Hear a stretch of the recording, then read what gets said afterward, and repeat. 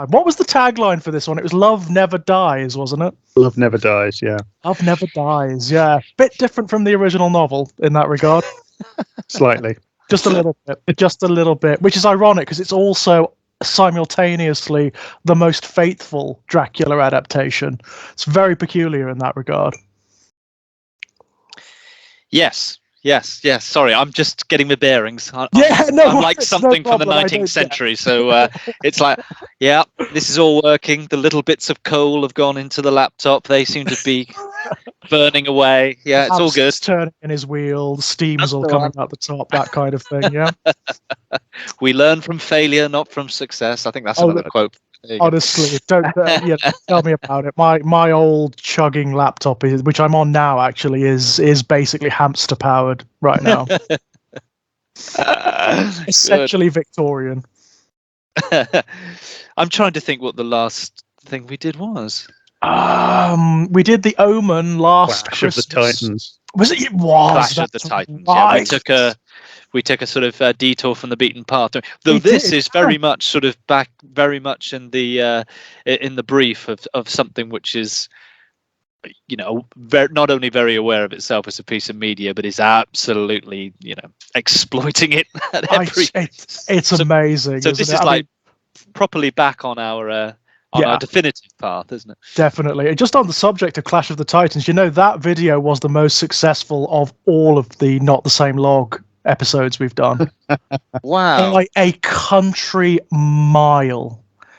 And why do you suppose that was? Do you think it's just when it fell? So, when you'd built up a number of episodes, or there was just something particular to that? I think it's the subject matter. I really do. I think it's more than anything, it's the subject matter. I mean, a lot of what we do, although, we've done very popular films like The Shining and whatnot, they're still kind of niche, aren't they? They're still for a very particular audience.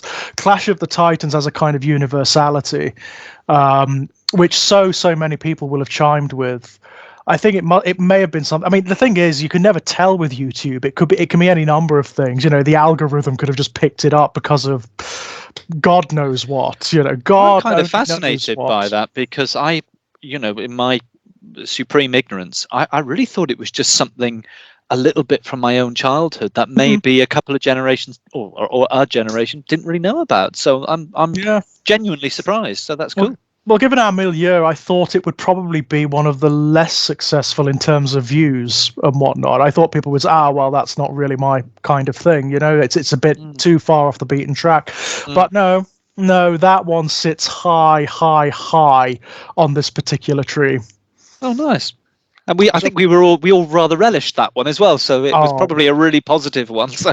Yeah, that may be the other thing.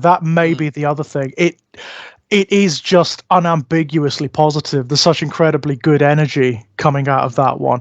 A lot of the other things that we've discussed, obviously, I mean, there's positive energy from almost all of them. I don't think we've discussed anything that we particularly dislike, but they are more ambiguous products, aren't they?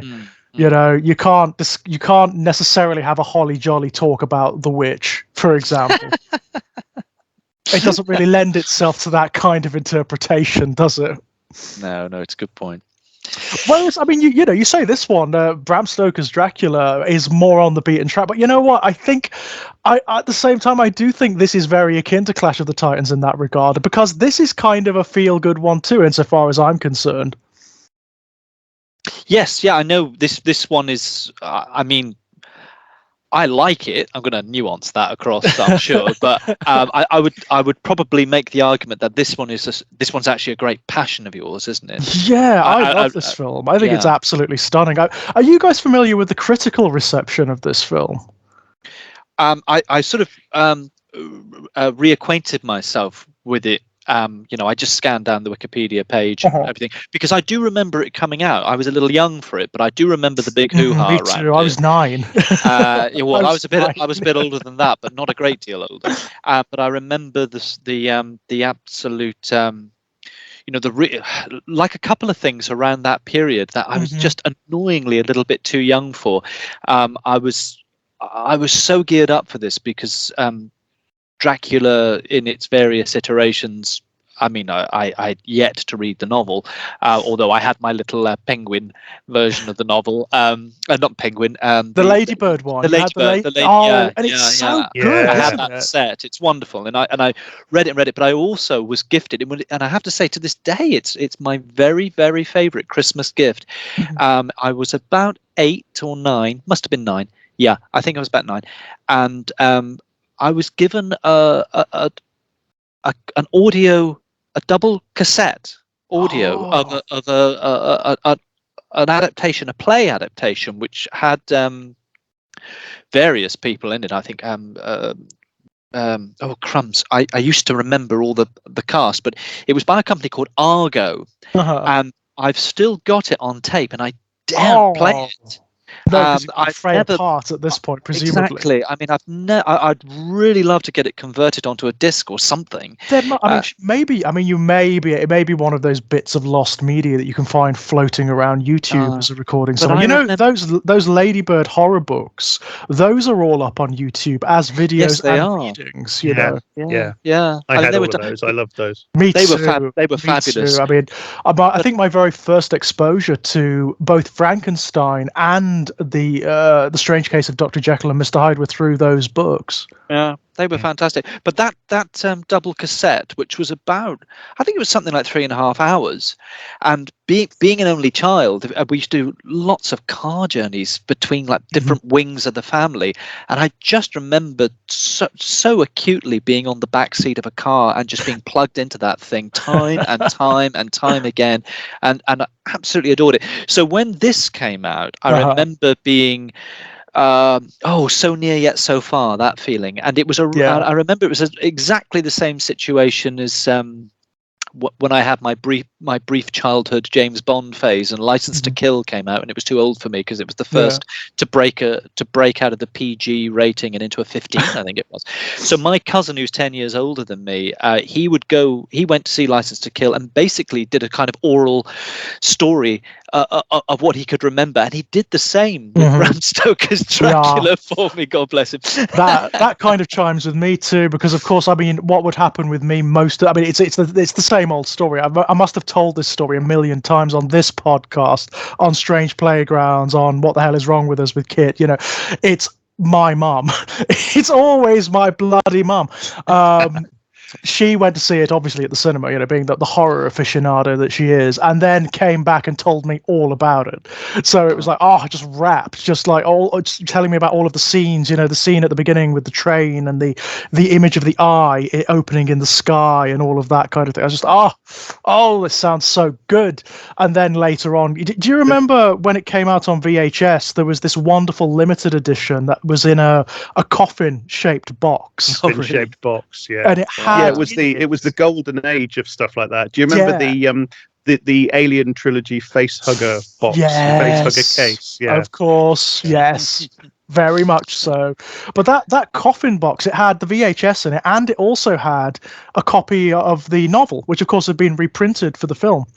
So I managed to see it through that, and then I also managed to read the book for the first time as a result, which was just amazing. You know, it was a wonderful experience. Again, massive. You were about to say something about its initial critical reception. I think that's interesting because I was there for it. I was 16, so I was able to, with a bit of finagling, I was able to get into the cinema to see it. What was its rating? Was it an 18 at the time? Oh, it must. I mean, it is pretty gory, isn't it? I imagine it is an 18. I suppose it must have been an 18, but I got in anyway. Yeah. So, yeah. No, it's critical. I don't really remember the initial critical reception. Pretty bad. Interesting. Pretty negative. Across the board. It ranges from lukewarm to absolutely excoriating, and has generally remained so. It's one of those films where there's a sharp divide between the critic reception and the audience reception. The audience have really over time, and certainly at the time, have taken it to their hearts. You know, this is well remembered in horror communities, in the horror writing community, as an absolute classic. People love this film, but critics do not. We did pretty well, didn't it, at the time financially? Yeah, insofar as I'm aware, it did reasonably well. I mean, because it was because it was Coppola's big, after Apocalypse Now, I'm back and I can make films on time and in budget and that make money. Please don't, never hire me again thing, wasn't it? It definitely was that. Definitely was. I mean, that's why Keanu Reeves is in it. I do believe. I mean, he's kind of a studio insert. Not to it's very easy to bash Keanu in this film. I think part of the problem is the fact that he's great. I mean, I like him fine. I think he's absolutely fine. But he's surrounded by this just phenomenal cast. I mean, absolutely phenomenal, from like Tom Waits just camping it up to the nth degree, to Richard E. Grant, doing his almost straight man routine. Anthony Hopkins, what the hell is he doing in this film? I love the portrayal of Van Helsing. I love it to bits. I mean, one of the things it's like with Nixon. I don't know what he's doing, but whatever it is, I love it. Yeah, definitely. I mean, I left it. I mean, I saw this on VHS finally as a teenager. Obviously, as we were just discussing, I couldn't see it in the cinema at the time because of age. But there was 25 years between me seeing it on VHS and then watching it again. Wow, really? Yeah. Goodness. And partly that was because my teenage self was quite lukewarm about it. I think I'd been so excited as a kiddo when it was mooted, and then I saw everything about it in a way. That by the time I actually got to see it on VHS, I was a grumpy teenager and I was very warm to it. And then I saw it about 18 months ago for the first time, and this is the second time, in 25 years I've seen it. But I will say, I'm quite happy to defend Keanu. Having watched it again, slightly with an actor's head on as well. He, oh boy, does he approach that as truthfully as he can. And I read a little bit up on it, and Coppola wanted him. He wanted someone he felt was a matinee idol of the time, and he was willing for Keanu even to sort of bend. I mean, there's nothing about this that is even an attempt at an authentic period evocation, but no, goodness me, it's not what it's about, is it? No, he said I almost wanted him to be a kind of anachronism. He said, but I do remember when it was being made, this is Coppola saying, Keanu, you're working so hard, just relax on the accent. Just throw it away. And he wouldn't. And the more you tell a young man as well, the more you tell a young actor, don't worry about that, but that's the bit he's going to worry about. I suppose as well. I mean, he worked so damn hard on it. And but to me, watching the film 2 nights ago, it just feels like technical errors to me. I actually find the performance, it's quite delightfully earnest, and there is a lot of truth underpinning it. And I actually think it stands in contrast to a lot of the other things going on. And he actually, for me, I've got to be honest, he brings a wedge of sincerity into that movie when it's needed. Yeah, I suppose as well, like he does have a sort of like, as a result of him kind of slightly focusing on the accent and maybe even straining a little bit with it, it brings a kind of rigidity to Jonathan Harker that is very sort of Victorian middle to upper class and works in contrast to all of the lurid, almost pantomimic stuff that's going on around him. I mean, he certainly had a couple of moments where I was watching it with my partner, and as I say, there was enough that he brought in terms of truth to the performance.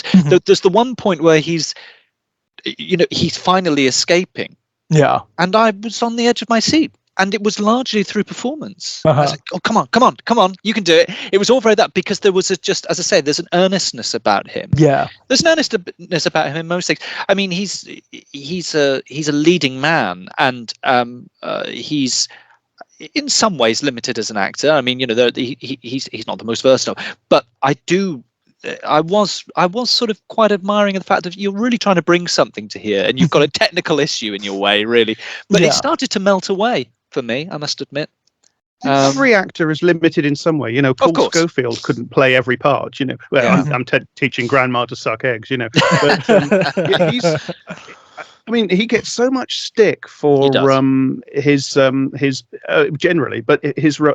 I think I think a lot of people mistake just his mannerisms and his body language for woodenness. I think there is a certain kind of stiffness about him that people mistake for wooden acting when it's not. It's just his it's just his physicality. And he gets so much stick for the Branagh Shakespeare that he did, because he plays Prince John in the Branagh All's Well That Ends Well. And I tell you, I've seen classically trained RSC British thesps give much worse performances in Shakespeare than that. Much worse, really. I agree.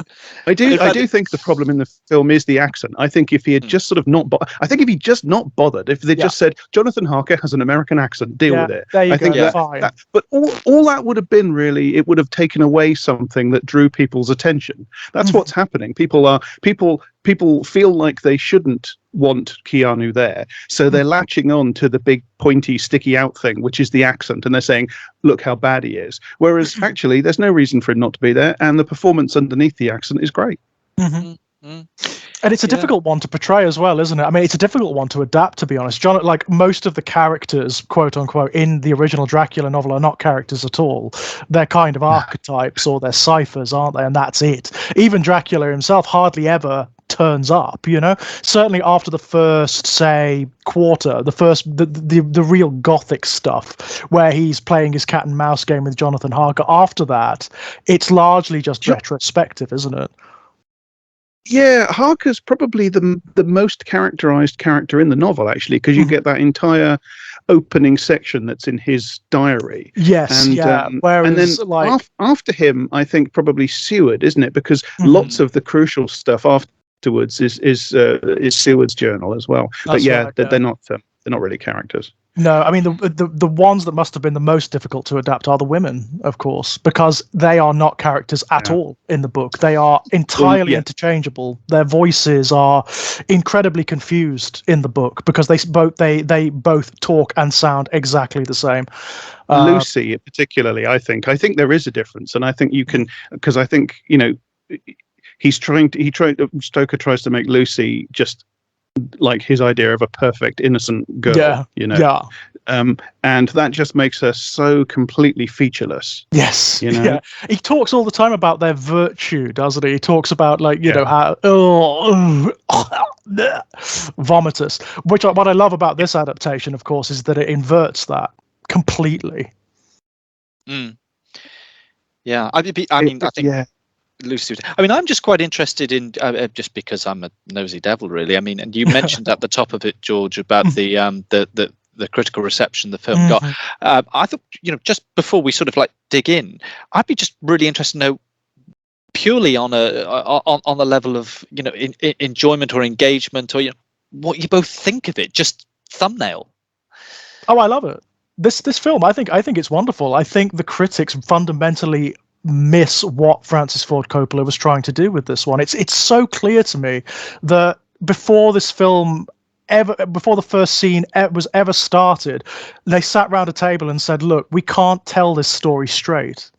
We just can't. Everyone and their dog knows this story already. There is a case for saying Dracula is unfilmable. I mean, right. I mean, it's been done a million times before. You can't it's been done a million times.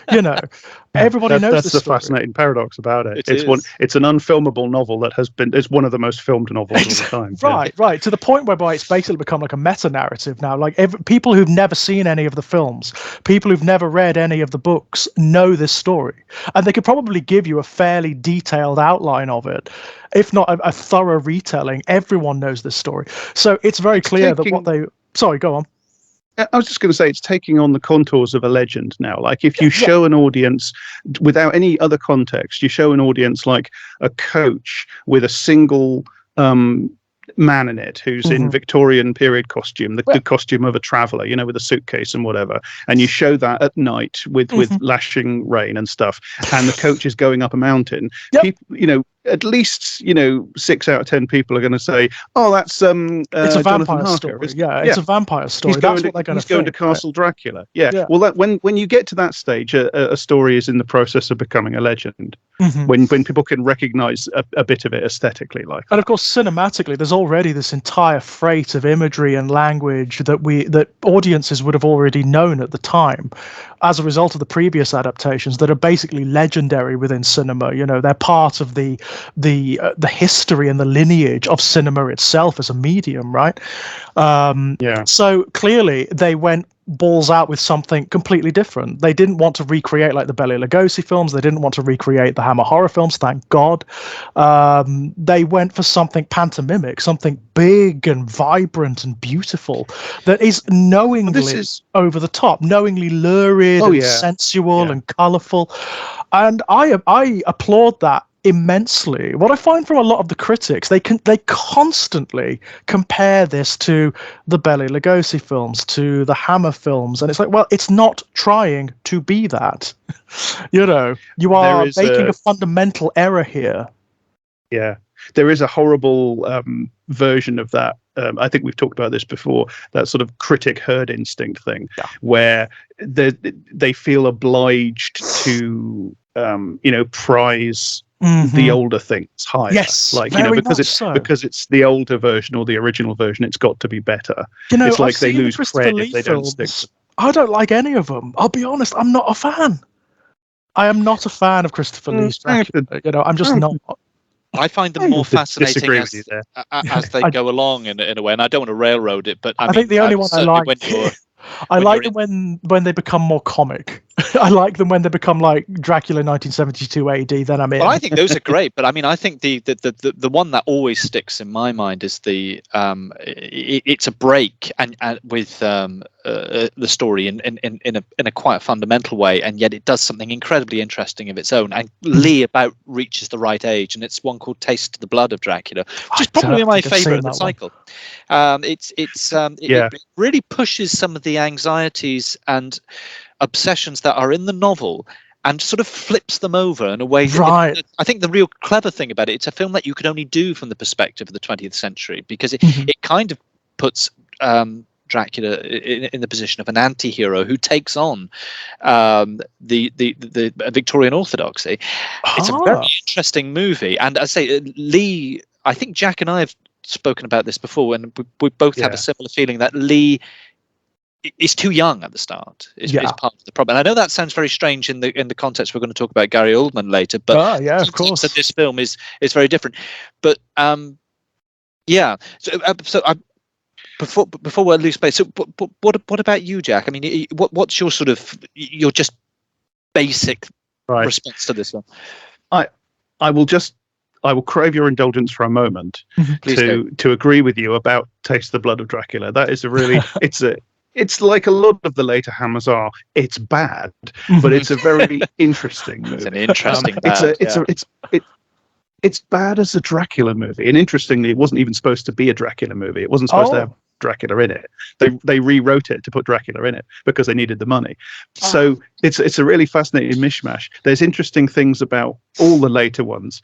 I do have an enormous fondness for the first two Christopher Lee Dracula movies, especially the second one. Dracula Prince of Darkness, which. Yeah, but I think that's legitimately a really good horror movie. Like the opening half of that movie is legitimately unsettling in a way that other Hammer movies aren't. Just to intercut there, because I just think I will forget this point. I mean, my partner's watched horror movies with me. Horror is not a genre that she's done a deep dive into, but she's seen a lot of the stuff that we've even covered, and she always says the same thing. I'm not sure I'm going to be able to. And she gets through to the end perfectly, happily, with the exception of Dracula Prince of Darkness, which I just happened to be watching one night about 3 or 4 years ago, and Barbara Shelley, the great Barbara Shelley, unnerved my partner so much. She said, "You're going to have to switch this off." She said, because I don't know what's happening. She said, "But that actress has me terrified just in her responses." And she's so intense. Very much the power of that early section of Prince of Darkness. It's Barbara Shelley. Man. But then in the later section, when Barbara Shelley goes full vampire, she's incredibly disturbing in that as well. She really is. And anyway, let's Sorry, I've said my piece on that. I just wanted to put in my Hammer fan 5 eggs there.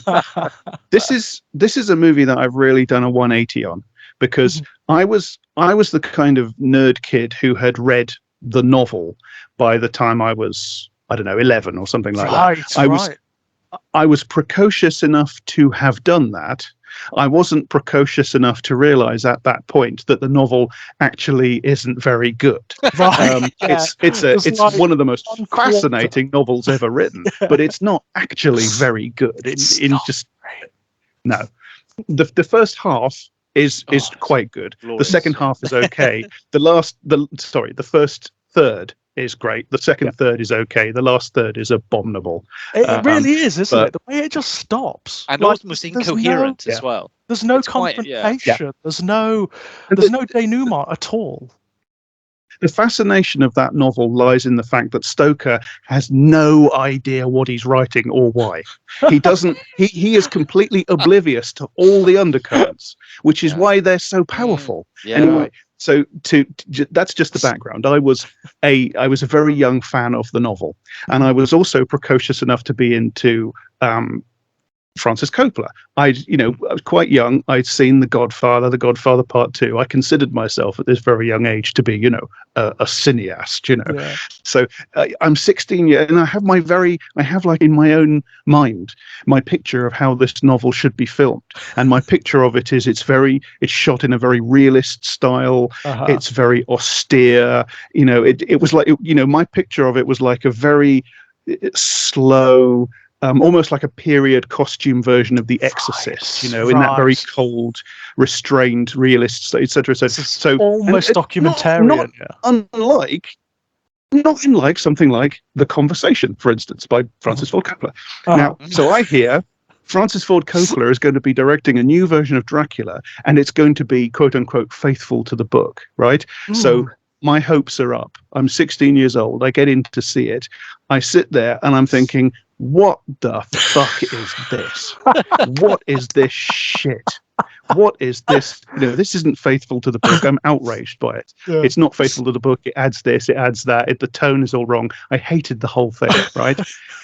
I didn't look at it for years. And then, I don't know, a little while ago, I went back to it. And I've done kind of maybe not a 180, but quite a few degrees, 160 maybe. I wouldn't say that I love it. Well, I kind of do love it. I love a lot of it. I'm not sure about its actual sort of objective quality in many respects, but I do think I find it a very enjoyable film now that I've grown up a bit and relaxed a bit, and I find it a very, very interesting film. Hopefully we'll get into some of the interesting things about it. But that's my backstory with this movie. I like the word you used there, or the phrase you used there, relaxed about it, because I grok this. I feel very similar, because even watching it 2 nights ago, and I was sort of I was vacillating. I was sort of slipping between two states of viewing it. One which was just being dragged along with its passion, and its stylization, and the other part of me going, just that other voice going, that slight hesitation. And I realized as I sort of came to the end, and I thought, well, it's actually a very good film for me to watch, because it's a very good reflection of my own taste, because I thought, gosh, this is very rich, this is very baroque, it's sort of heady, and when I watched an interview with Francis Ford Coppola the next day, a contemporaneous interview, and he was saying, he didn't want to be shackled to any kind of historical accuracy about depicting Victorian England or whatever. He used this phrase, erotic dream. Yeah. And I thought, oh, okay, right. Let's say so. And I thought, well, part of me, let's say like 85% of me, is very much of the persuasion that, film is our means of trying to crystallize dreams into, if you like, mechanically reproducing medium. But while actually in the process of watching it, it was one of those things where almost an hour after it finished, I was enjoying it more in my head than at times when I was watching it, because there were moments where I just thought, oh, it's a bit much. This sort of relentlessly operatic vibe, it could be a bit much. And and I thought, well, what is it? Why am I, I'm not that puritanical, and I'm not really a minimalist. So what's going on here, Chapman? What's the problem?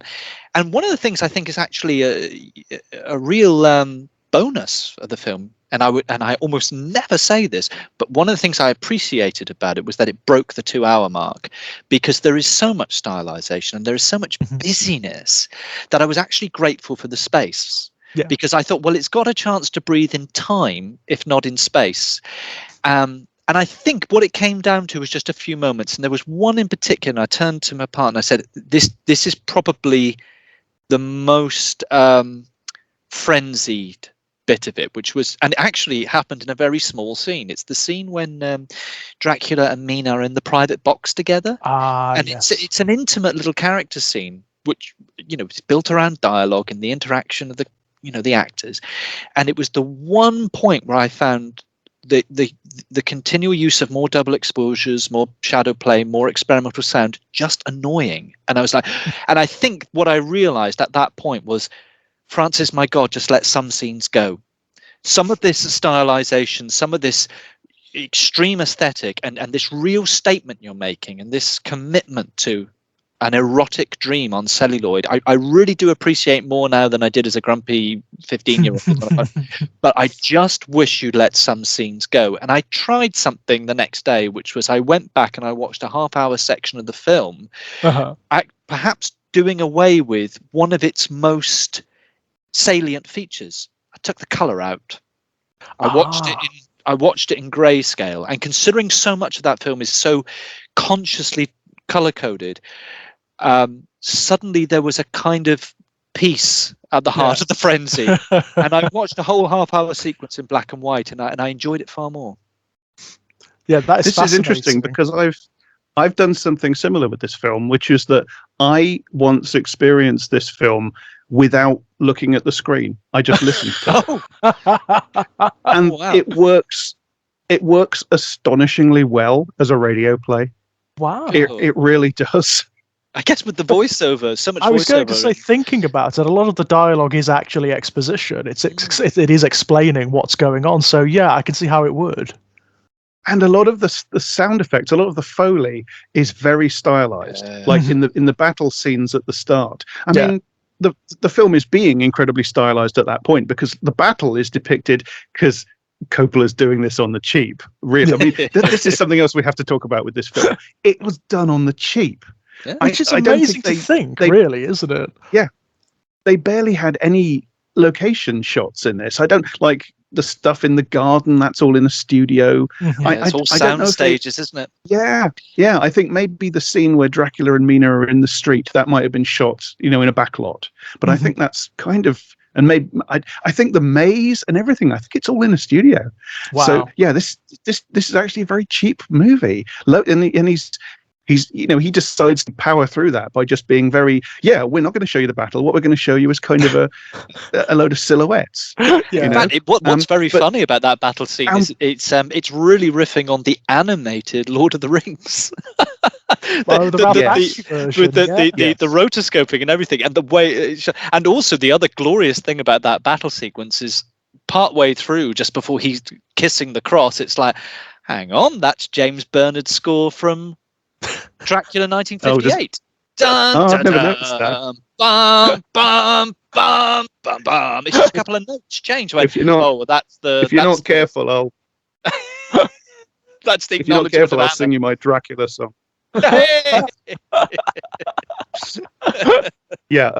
But yeah, all I was saying was that because it's done on the cheap, and because they make it work that despite that through intense visual stylization, they also make that work through intense audio stylization. Everything, like the sound in the street when they're in the street, the sound of the battle, the audio, and the sound of the weather, and the sounds of the carriage, everything really. It's all like out of a bottle, so to speak. It's all artificial Foley, and it's done, I'm not clever enough to tell you exactly why this is, but it's done in a way that actually sounds very radio playish. So when you just take the visuals out of it and just listen to it like a radio play, it works. It really does. That is fascinating.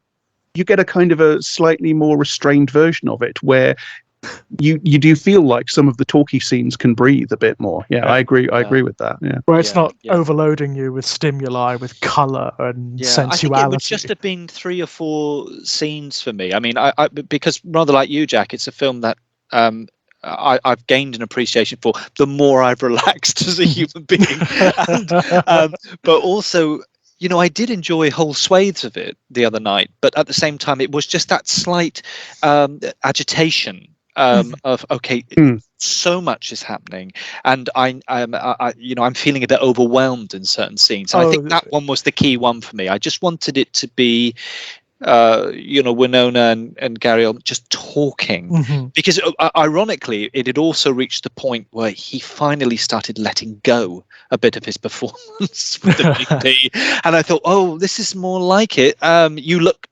I don't know if you've had 50 takes on this or something, but you look tired and it's actually working.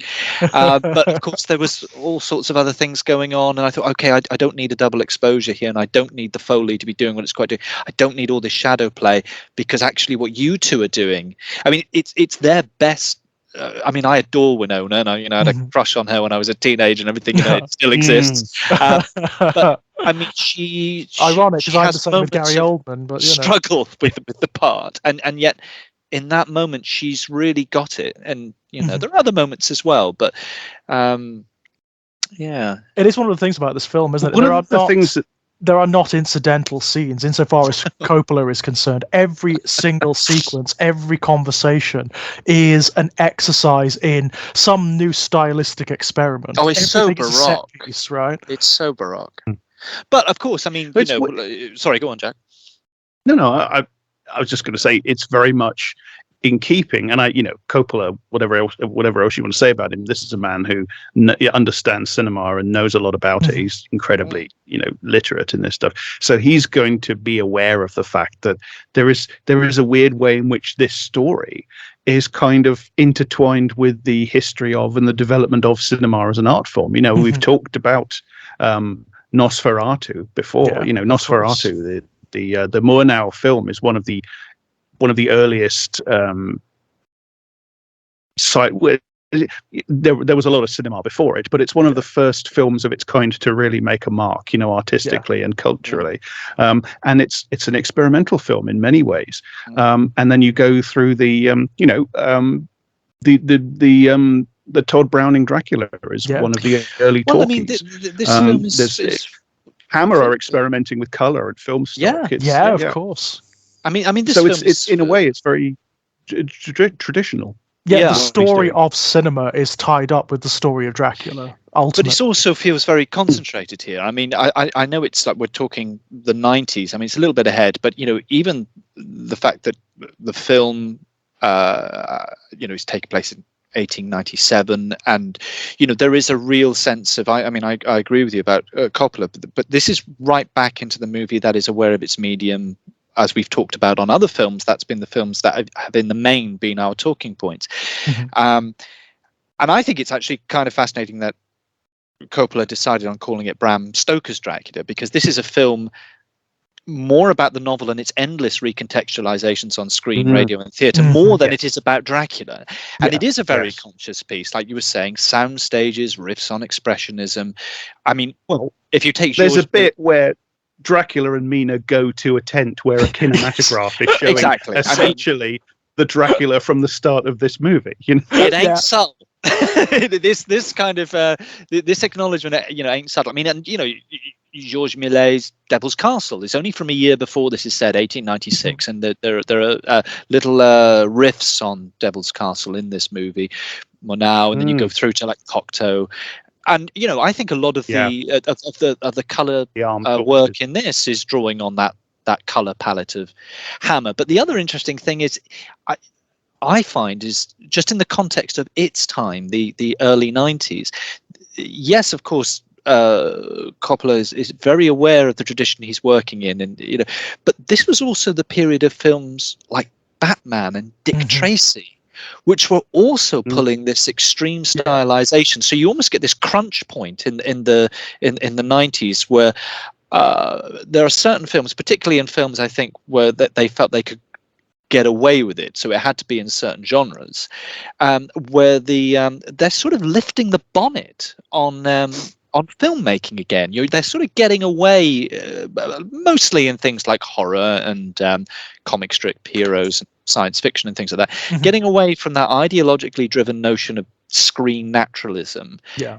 And this Dracula 1992, 93, whenever this one came out, I think it's 92. 92, this one. 92, it's among a cluster of films which are all doing the same thing. They are very aware of their own history of where they fall in cinema's history, and at the same time not trying to maintain the illusion too strongly. They're almost saying, here's the cross section.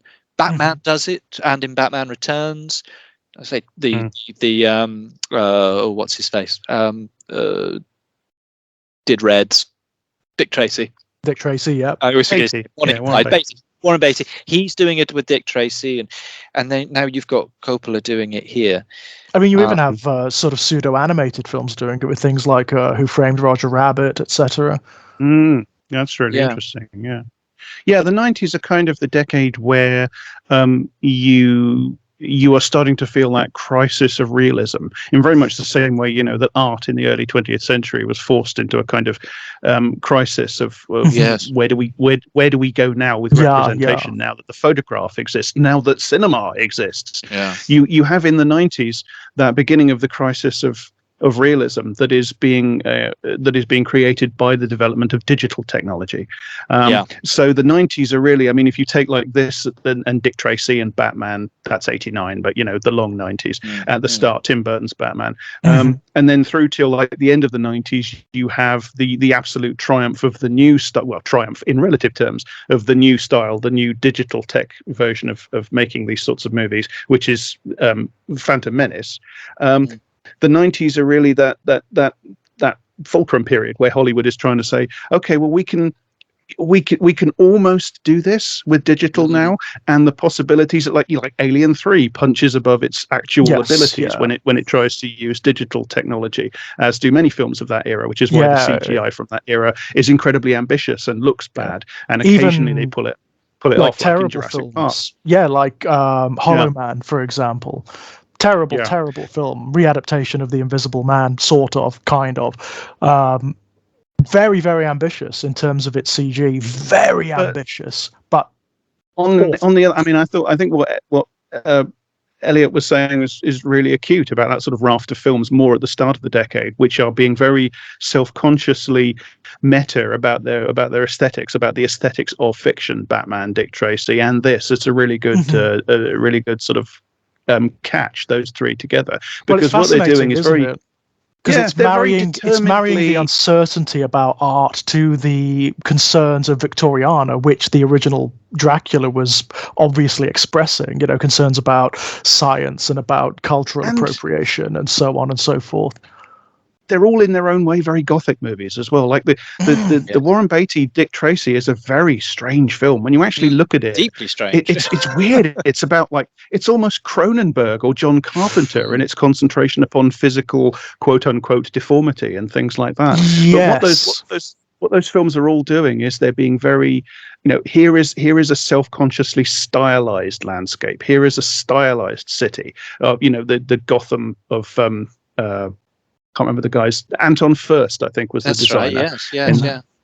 And the New York of Dick Tracy and the world of this as well. They're very openly stylized and very openly fictional. They say, this is a representation. We are representing a representation of representation.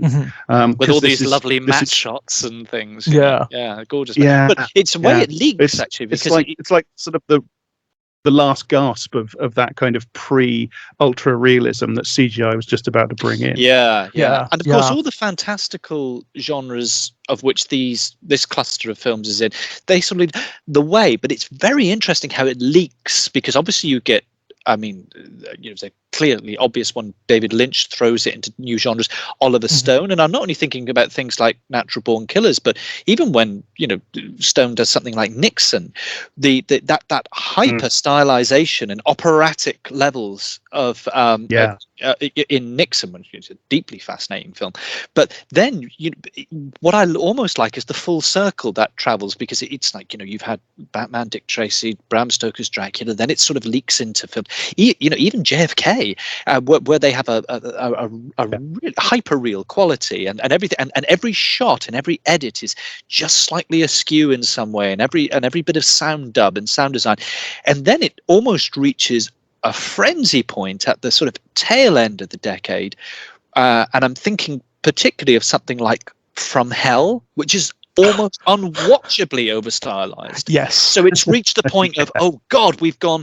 You've now toppled, and then of course inevitably that, and it's not the only one of its kind. Then something new sweeps in. But I do love the sort of irony that's at work in Bram Stoker's Dracula. Having said to everyone, okay, give me my special effects, give me my designs, and they said, oh well, we're going to have to do this using this this new and experimental computer generated. And he went, oh no, I don't want that. Well, there's no other way you can do it. And he went, well, I'll just bring in my son.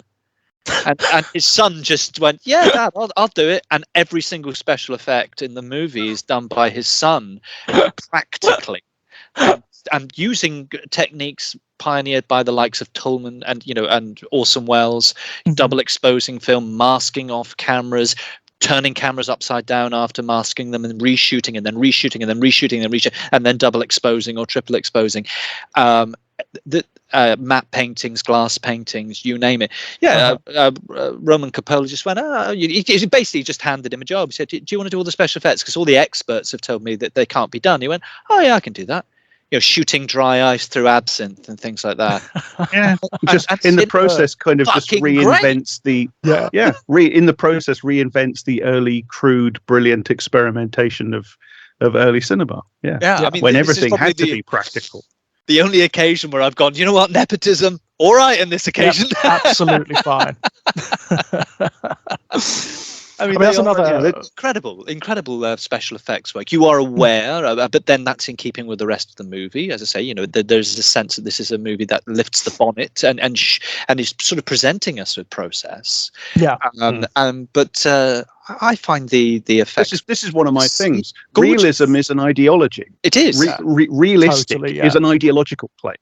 So this film is very determinedly, it's doing something by ripping the ideological claim away. It's not telling you. It's not trying to tell you this is real. Like there is a shot later on in the film where there's a bolt of lightning.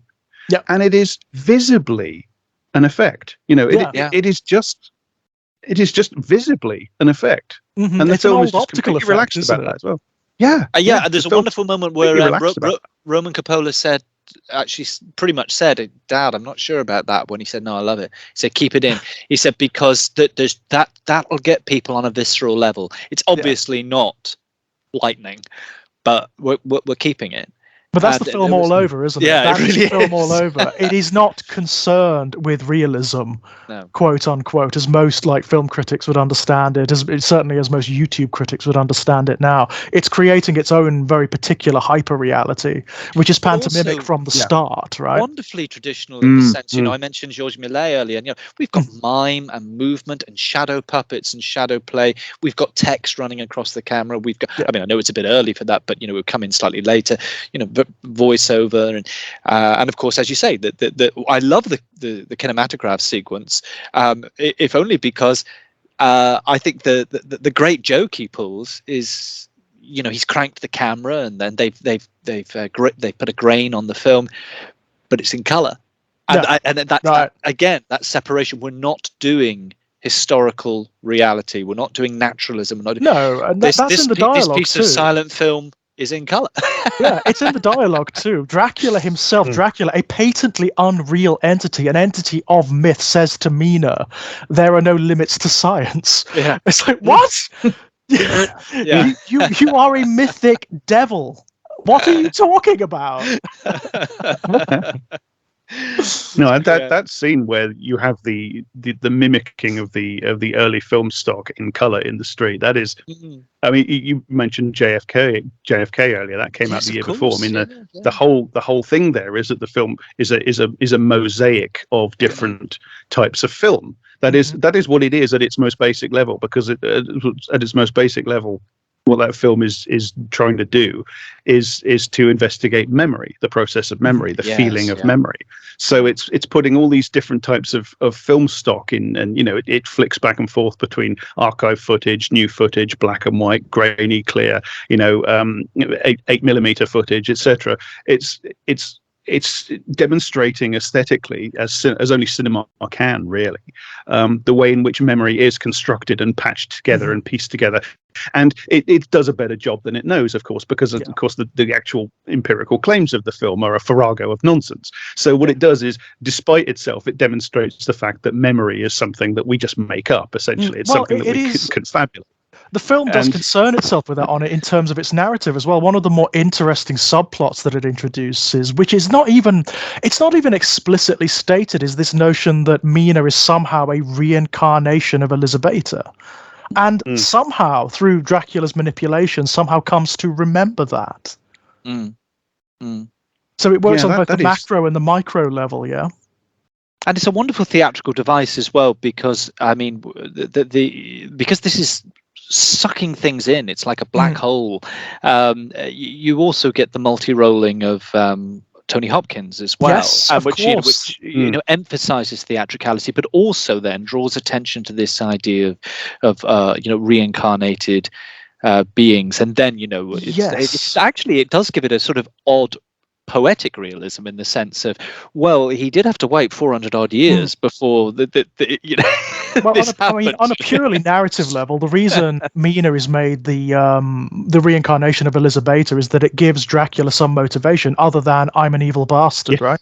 Because that's all it is in the book. The only reason he goes after Mina is because it's perverse, right? It's because she belongs to Jonathan Harker, and it would be a great wheeze to turn her into a vampire. But more or less explicitly states, he wants to take our virtuous English women and turn them into dirty, pretty much. Yeah. As good as says it. He wants to take your women away from you. Yeah, pretty much that. With his hairy palms and his rather small skull. Because there's a lot of phrenology and things like that come into play in the novel. It's his piles of hoarded gold in his castle. Yes. Yeah. So I mean, the additions to make this work as a structured film. I mean, there are some very necessary ones. Yeah, definitely. Well, to give Dracula something, to make him actually a character instead of a monster. What I like about the film, one of the many things I like about the film, is that it doesn't wuss out on that either. It doesn't, Dracula is wholly monstrous and demonic. Like, I mean, there's a sequence early on where he sacrifices a baby to his daughters. It's like, my God. But there is also something more going on behind him. There's the man in the monster, which most of the adaptations don't really have. No. By the way, I never realized this, but one of the brides in this is Monica Bellucci. I never realized that until this rewatch. Oh God. Yeah. That was a scene that left its mark. It was on a teenage boy. Yeah, I can well imagine. I mean, not my arena, really is but yeah. That really is the emblematic, it's accurate to the book in the sense that, yes, that scene, Jonathan Harker wanders through the castle, falls asleep in a room he's not supposed to go into, and has an experience which he kind of experiences as a dream, where three women who are obviously very sexy come close to him, and he feels forbidden desires that they should kiss him and things like that. And then Dracula comes in and says, "Don't touch him. This man belongs to me." Yes.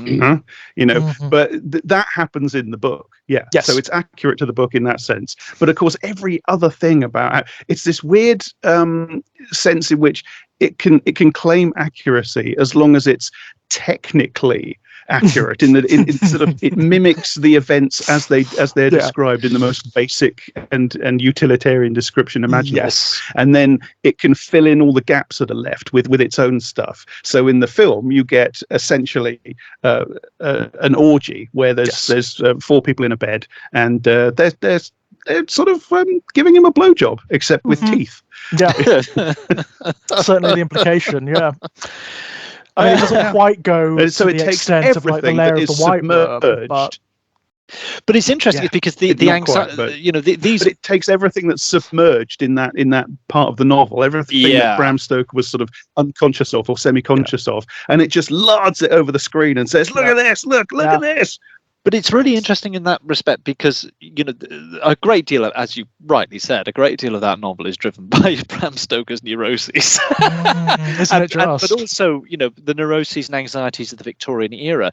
Yes. But it's really fascinating watching this in its own context as well, because, of course, there are 1992's rather reactionary neuroses are all over it as well, especially coming off the back of things like HIV,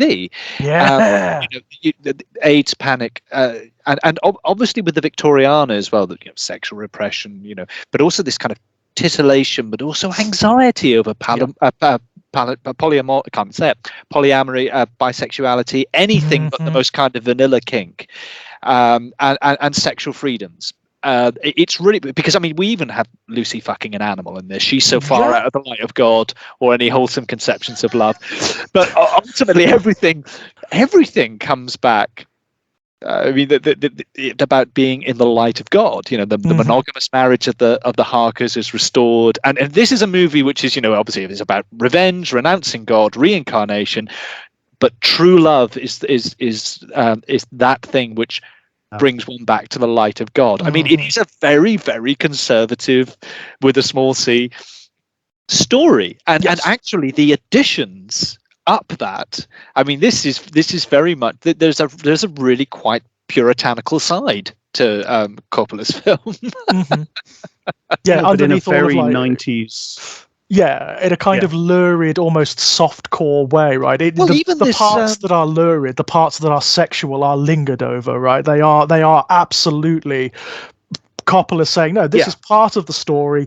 Watch it and enjoy it. It's lurid, it's sexy, and you should be aroused. This is wonderful. This is beautiful. But it's also married to all of these images of, like, you get images of blood transfusions, these strange transitional moments where you see blood cells going through veins and stuff like that. Which, but of course, there's a real traditionalism to it. Disease, I'm right? sort of pushing at is, there is obviously a traditional vein pardon the expression that runs through it, but even to this thing about, you know, taking something which is described in the novel and then the sensationalizing of it, and it really comes through very much with Lucy's sexual transgressions to suddenly give all these men excuse to treat her very violently, you know, and even to Dracula. I mean, Dracula pretty much says when he confesses to Lucy that she's just a fancy before I can get to you, and then all these ostensible heroes, they get to, you know, enact their hatred of promiscuous women out on her, because they're assured by this strange man they barely know that it's okay. It's kind of made overt by Van Helsing, isn't it? He has probably one of my favorite speeches in the entire thing, where he's explaining to Quincy and Seward and whoever, he's explaining to them what has happened to Lucy, and I think he refers to her as a willing disciple, a bitch of darkness, the devil's concubine. Yeah, it's her transgression, therefore. But I find the fascinating thing is that, you know, it's only Jack who knows him, and one of the things I really like about this is Jack Seward. The way it's played by Richard E. Grant and Tony Hopkins is they kind of just about know each other, whereas in the novel it's kind of pushed that they've got a kind of long association. So basically this odd Dutchman, and I often find it interesting that he's Dutch as well, but that's to do with something else in the novel, is that, you know, just basically says, oh she's a bad one. Do you want to sort of really vent your misogynistic, your repressed misogynistic desires on her? Because I'm saying, you know that's what we're there for that. Abraham, we're there for it. Oh, totally. I think that's kind of the deep reason why this film happened when it did. You know, because this film is within its own parameters, accurate, faithful adaptation of a novel, and it probably is the most faithful in terms of details, like having Quincy Morris in it and stuff like that. Yeah. With maybe a couple of possible exceptions, it's probably the most faithful, structurally and in terms of the presence of all the characters and stuff like that. So, but it happens in 1992, right? Yeah. So it happens right at the end of the 80s and the beginning of the 90s, and it's so early 90s. One of the I was watching it and I was thinking, what does this remind me of? And it reminded me of putting MTV on in 1992. Yes. And because every discrete section is like another music video from that era. I mean, maybe on a bigger budget, but not all that much bigger a budget, which again is part of why it looks and feels like kind of a load of music videos. And of course, by that point, music videos were, as they always are, they're a really intense expression of where the culture is. And they were at the point where they were starting to get incredibly sexy and sexual. There was a great big debate about it at the time, explicitness in music videos. And it's really like, that's a perfect reflection for me of where the culture was, because it's post 60s, it's post 70s, it's even post 80s now. So you have a culture, Anglophone Western civilization, if we want to use that kind of meaningless term. It has this idea of itself as kind of post-sexual revolution. We're all open about this stuff now. We've had feminism, we've had all this stuff. We're kind of, we can have sexy music videos on TV and things like that. We can talk about sex, and yet of course the culture is still incredibly repressed and incredibly misogynistic. And the source material is pulling at it. It's pulling it, and not only the source material. I think also what I alluded to earlier. I think it's quite easy to forget just the ripples that came out of AIDS panic. Cultural AIDS panic. It was massive. It lends this film a certain Cronenbergian element, doesn't it? There are sequences in this film that wouldn't necessarily be out of place in a Cronenberg film. Again, I go back to those transitional moments where you're getting the blood transfusions, the images that are medical in nature. Van Helsing's introductory scene, he's lecturing to students about syphilis and venereal disease. And you get a shot of blood platelets. That's and the film arrives at this point with its replication of the Bram Stoker late Victorian misogynistic repressed anxiety about women and sex and relationships between men and women at this point in time, and how Mina is in the novel.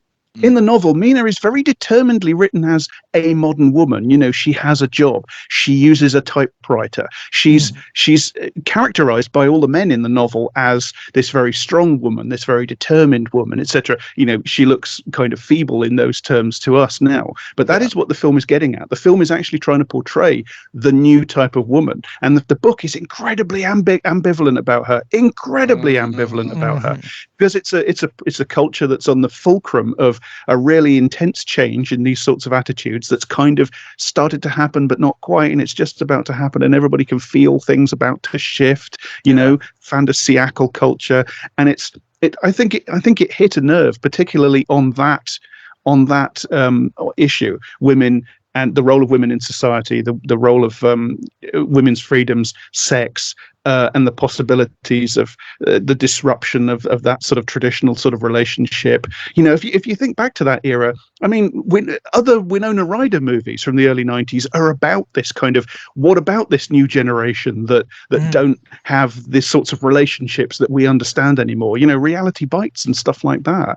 And I think this movie, it's replicating that Victorian misogynistic repressed paranoia for a culture that, as I say, that early 90s culture was, and of course we're still going through this now. It hasn't ended. We think ourselves incredibly advanced on these issues. We think, we've kind of done feminism. We don't need to. It's all done. We all know women are equal, etc., etc. And of course, that we still live in an intensely misogynistic culture, and a culture that's intensely anxious about women's sexuality. Yes. And also, I think. Just sort of going beyond that, because obviously of who she is associated within in the movie, which is the guy she marries, Jonathan Harker, the guy she's betrothed to. The fascinating things that creep in about the politics of, again, these neuroses in the novel, about this the bourgeois couple. Pardon me butting in, but the film kind of inserts one of its most famous moments. Kind of, it suggests that he's actually literally emasculated. Yes. Oh yes, yeah. It's bitten off. Sorry. Yeah. Which is ironic for the Jonathan Harker character, isn't it? Because he's largely sexless anyway, isn't he? Yeah. In comparison to obviously Dracula, who is just like a giant id. Yeah. Although there's that moment with the intimacy of the shaving scene. I mean, there's another thing that's thrown up by the. Love it. Yes, again, of course. I mean, it is again. It's playing into these neuroses. This foreigner does not understand the proper way to behave. Right? He's violating Jonathan's personal space, and he's being incredibly intimate with him in the way of a wife. Yeah, and he's strangely feminine in those early scenes as well, isn't he? I mean, they give him the amazing costume designer, whose name I'm not going to even attempt to pronounce for fear Aiko Ishoka. Thank you. What an incredible contribution. Yeah. Well, it's one of those things that when I watched it, back in the day, I was really annoyed about, because I was thinking, okay, he's from the East. Why? That doesn't mean he should be wearing stuff that looks like it's from Japan. Why do you have to? You want to make it look Eastern. That doesn't mean you have to go all the way over to Mount Fujiyama. And of course, now that I'm a bit older, I can think, why not? Why not make him look like a fine? But yeah, he's very feminine. He's got that long, almost female coded hair, and a great big cloak that looks almost like a skirt. And it is very. And I think Oldman plays him as kind of deliberately making Harker uncomfortable as well, which I think that does kind of hook into something that is in those early sections of the novel as well. There is something about this, because this is why they're among the best bits, because you get the feel that Dracula is toying with Harker and enjoying himself. I think what always surprises people when they come to the book for the first time, if they've only ever experienced the cinema adaptations, is just what a snarky, chatty Cathy Dracula actually is in that section. He talks all the time, and every single word that comes out of his mouth with regards to Jonathan Harker is barbed.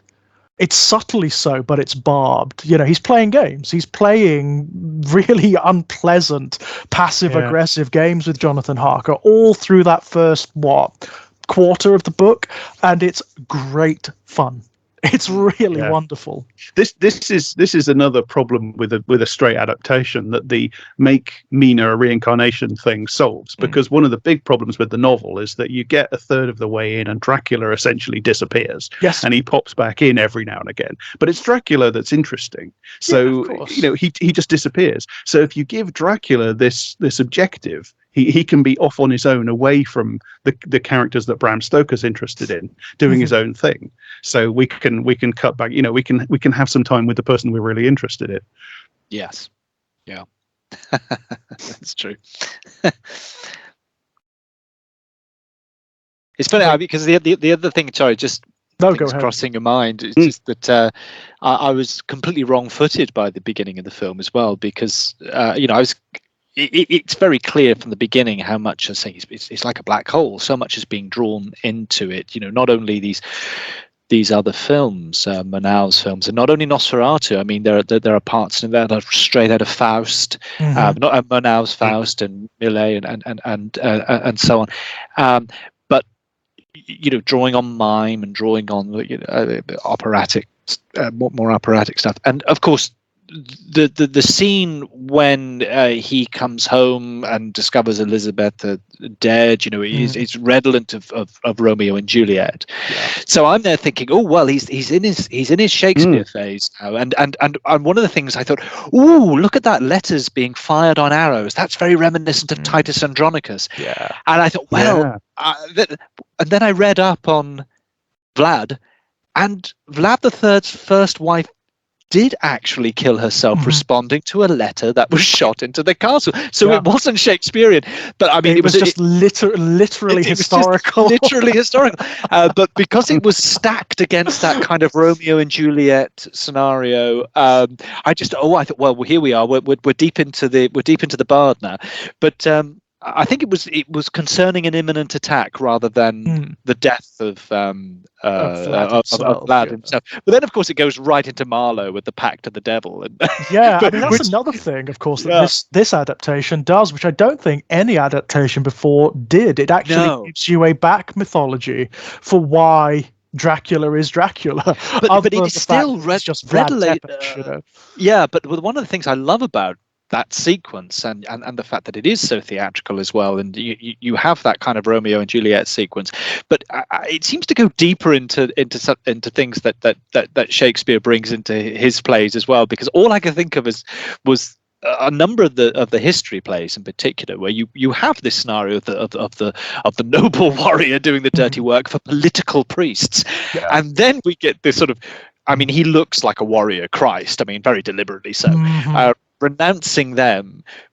But what I love is there is kind of underscoring this scene real humor, because I mean, it's quite caustic, but he's renounced what his objective is. He's renouncing the priests, and he's renouncing the manipulation, and he goes a little bit far because he's having a tantrum. He's a noble; they always have tantrums, and he's renouncing God too, and God clearly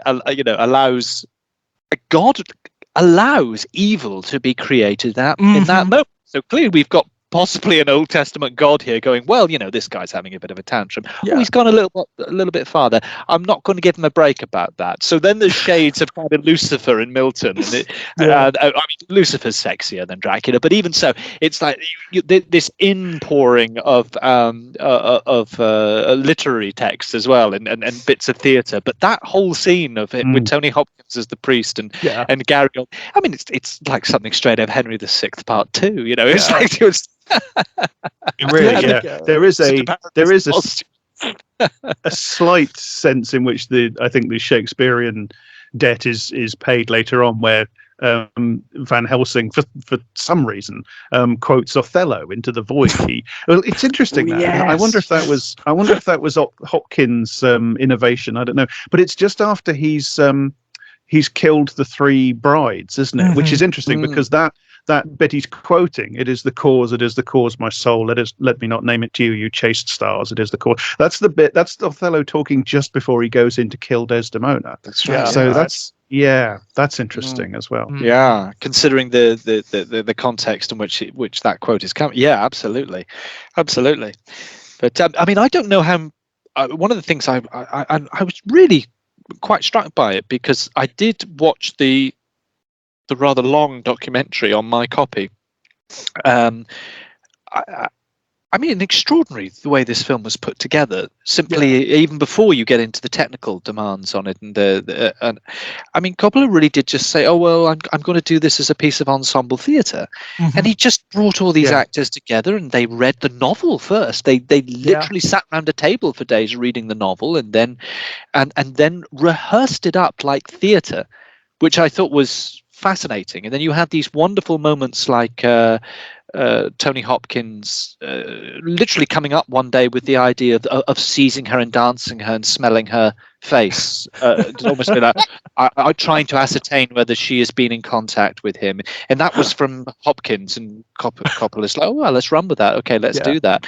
But even seeing them in his ranch or whatever, his retreat, playing sort of drama school games together, and all these things, these icebreakers and levelers. I thought this is like going back to first year drama school. It's like theatre, right? But it's the most unorthodox way for a film, and certainly a big Hollywood production. I mean, I know it's got more, if you like, ascetic over the years, where people really do just turn up and they learn their sides, and but it seems like these guys were on it for months, even before cameras were rolling. It's wow. It's weird, like Coppola's theory about building a dynamic, between a group of actors. I think it's interesting because I think this film shows you that it works in some respects, and well, no, maybe not in some respects, but in some cases and not others. Like some of the actors in this have a real chemistry together. Grant and Hopkins. Yes. Hopkins and Ryder, funnily enough. Ryder and Reeves, not so much. Ryder and Sadie Frost, sadly, not so much. It's some of them sort of. I mean, Kerry Yules or Elwes, however you say that, he's just doing his thing in the background. He's not. He's just doing his Kerry Elwes thing. Making up the numbers a little bit. It doesn't seem to have. It doesn't seem to have made any difference to him whatsoever. He's just. But it's interesting. It built a real connection, I feel, between some of the actors, and with other actors, it just sort of didn't. And there's quite a lot of backstage ructions as well, because I think it's no secret that Oldman was very in the middle of his alcoholic phase when this was going on, and I think he was in sort of personal turmoil, and I think there were ructions between him and Anthony Hopkins, because Anthony Hopkins, of course, has been through similar things, and I think there's all there were days apparently where people had to be kept apart from each other. The biggest fallout was him and Winona Ryder, wasn't it? I mean, was that the big one? They reconciled years later, but she tells sorry, Winona Ryder and Oldman. They reconciled years later, but she tells the classic story, which you just hear time and time again as an actor, which is she was intimidated and and felt uneasy after but I think the thing is with Oldman is, Oldman almost is at the top of a generation of actors. I don't really know. I'm kind of curious to know what this is I'd love to plot this out one day and work out what this is in a reaction to. But it's really the start of what I call that guy. And there are a proliferation of them now. It's always guys as well. They have to be the most intense, the most volatile. They have to convince you that they're a manic genius. And of course, I understand where it comes from in the sense that this is an industry, and like anything in an industry, whether it's the final audiences, the final audience coming on board, or whether it's agents talking to one another, or casting directors talking to one another, or it's about conferring confidence. I mean, and everything's a confidence trick, as long as someone who's pulling the confidence trick has a modicum of talent. And I think Oldman has talent, but in my experience, these and it's one of the things that occasionally happens here. And I understand, as Jack was saying, Oldman particularly had his demons at this point. There was the alcoholism, there was I think a divorce quite close by, and everything. But it's that thing of Oldman is part of a coterie of actors, and a lot of British actors, I have to say, pretty much, but between their 30s and maybe their early 60s. Well, I very rarely feel invited into a story by them. It feels more like it's a showcase for what they can do. He's a character actor, I think, who's in the lead role for some reason. That's kind of one of the central problems with this film, I think. It works. That's why it works much better when he's essentially doing it like a character role, like in the first third when he's playing the old withered gay Dracula. Oh, that's fantastic! I like that. I do like that. I mean, he really does. I mean, he plays that wonderful sass. The way he giggles at some of the jokes he delivers. I mean, we're really into high camp at that point. But Lugosi did that in the Todd Browning film. I mean, to the point where they quote not the novel but Todd Browning's film with the I never drink wine, and Oldman puts on this trilling laugh at the end. It's like, well, yeah, actually that's a good choice. It's Yeah, it's a discussion for another time, really. But I am quite fascinated by where that came from, and I mean, what it was perhaps in a reaction to, or what particular conditions sort of exemplified that kind of. It must have been very difficult as well, because you've got Gary Oldman, who is like the core of the film, is the star of the film, and then you've got Winona Ryder, who's very young at the time, very, very young indeed, and was really the catalyst for the film. Yeah, I mean, she was the one who went to Coppola, and it was all that confusion over Godfather 3, wasn't it? Because she was going to be cast as the daughter, and then she didn't do it. And it was all. I love the fact that this whole film emerges from, because she felt bad that she sort of basically snubbed one of the great acclaimed directors of and went to him and said, "Oh, I'm really, really sorry. By the way, here's a script for Dracula." Wow. And he went, "Oh, great." And wow. But she was quite invested in it, wasn't she? As I understand, Massively. she was kind of. She was into the idea, and I think the scriptwriter's name was Hart, wasn't it? James Hart. And I think she kind of commissioned him to do an adaptation, didn't she? And then it ended up with Coppola, and I think maybe that was part of. I can't help feeling a little sorry for Winona, because I feel like one of the tragedies of it is that the very thing that this you do detect a film within this film which could have been very interesting for the time. Really, I mean, this film could have been about Mina. And it could have been her vehicle. I mean, and somewhere along the line, through rewrites and the excitement of it becoming this other kind of beast, it's gone beyond its original brief, and she does get a bit lost. Yeah, sadly. It almost goes there, doesn't it? It almost goes there. You almost get the efflorescing of Mina into vampirism and her journey through that as a character, but it never quite gets there. It never quite goes as far as it should.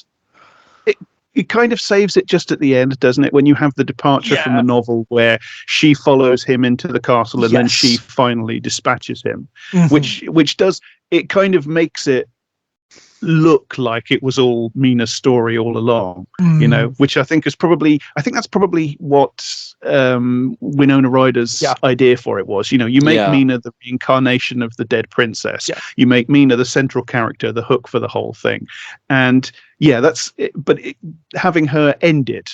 Having it end with her do the final deed, that the makes means it look of Dracula's redemption. That does make her a much stronger character, doesn't it? It's certainly a better ending. But it is a retrospective thing. It is like it's like a thing the film puts at the end that makes you feel like that's the movie you've watched, whereas actually it wasn't. I feel that probably as a result of the subject matter, to be perfectly honest, they did struggle with the end. They struggled to find what to do. What do you do for the isn't it? It really is. It really is. Because they can't. I mean, this is one of the things we were talking about before. One of the great things about the movie is that it doesn't, in order to make him sympathetic and romantic, which is two things it needs him to be, it doesn't then take the cowardly way out and downplay his villainy. It shows you literally feeding a baby to 3 vampires, But it does the bravery of that is fine, but it does create a kind of tonal instability where you feel, why should I care about this monster? It's this absolute monster. And I mean, there is the problem that he was also a monster as a man, as Van Helsing points out. But that's one of the sort of the things I kind of alluded to earlier, so what it ends up doing is going back into very, very traditional and quite sentimental ways of communicating that to an audience, which is think how long he waited for his true love, and this reconnection with God. I mean, it's almost inevitable. I mean, it's very hard to think around those points. So it makes it mythic, doesn't it? It elevates the story to a mythic story, which works. It actually does work, but it is problematic at the same time. Just know what you're getting. But I think maybe because the other thing that did occur to me is, I mean, in a sense, this iteration of the movie stamped on it so hard that there's never, to my knowledge, I don't think there's been a big version of Dracula since.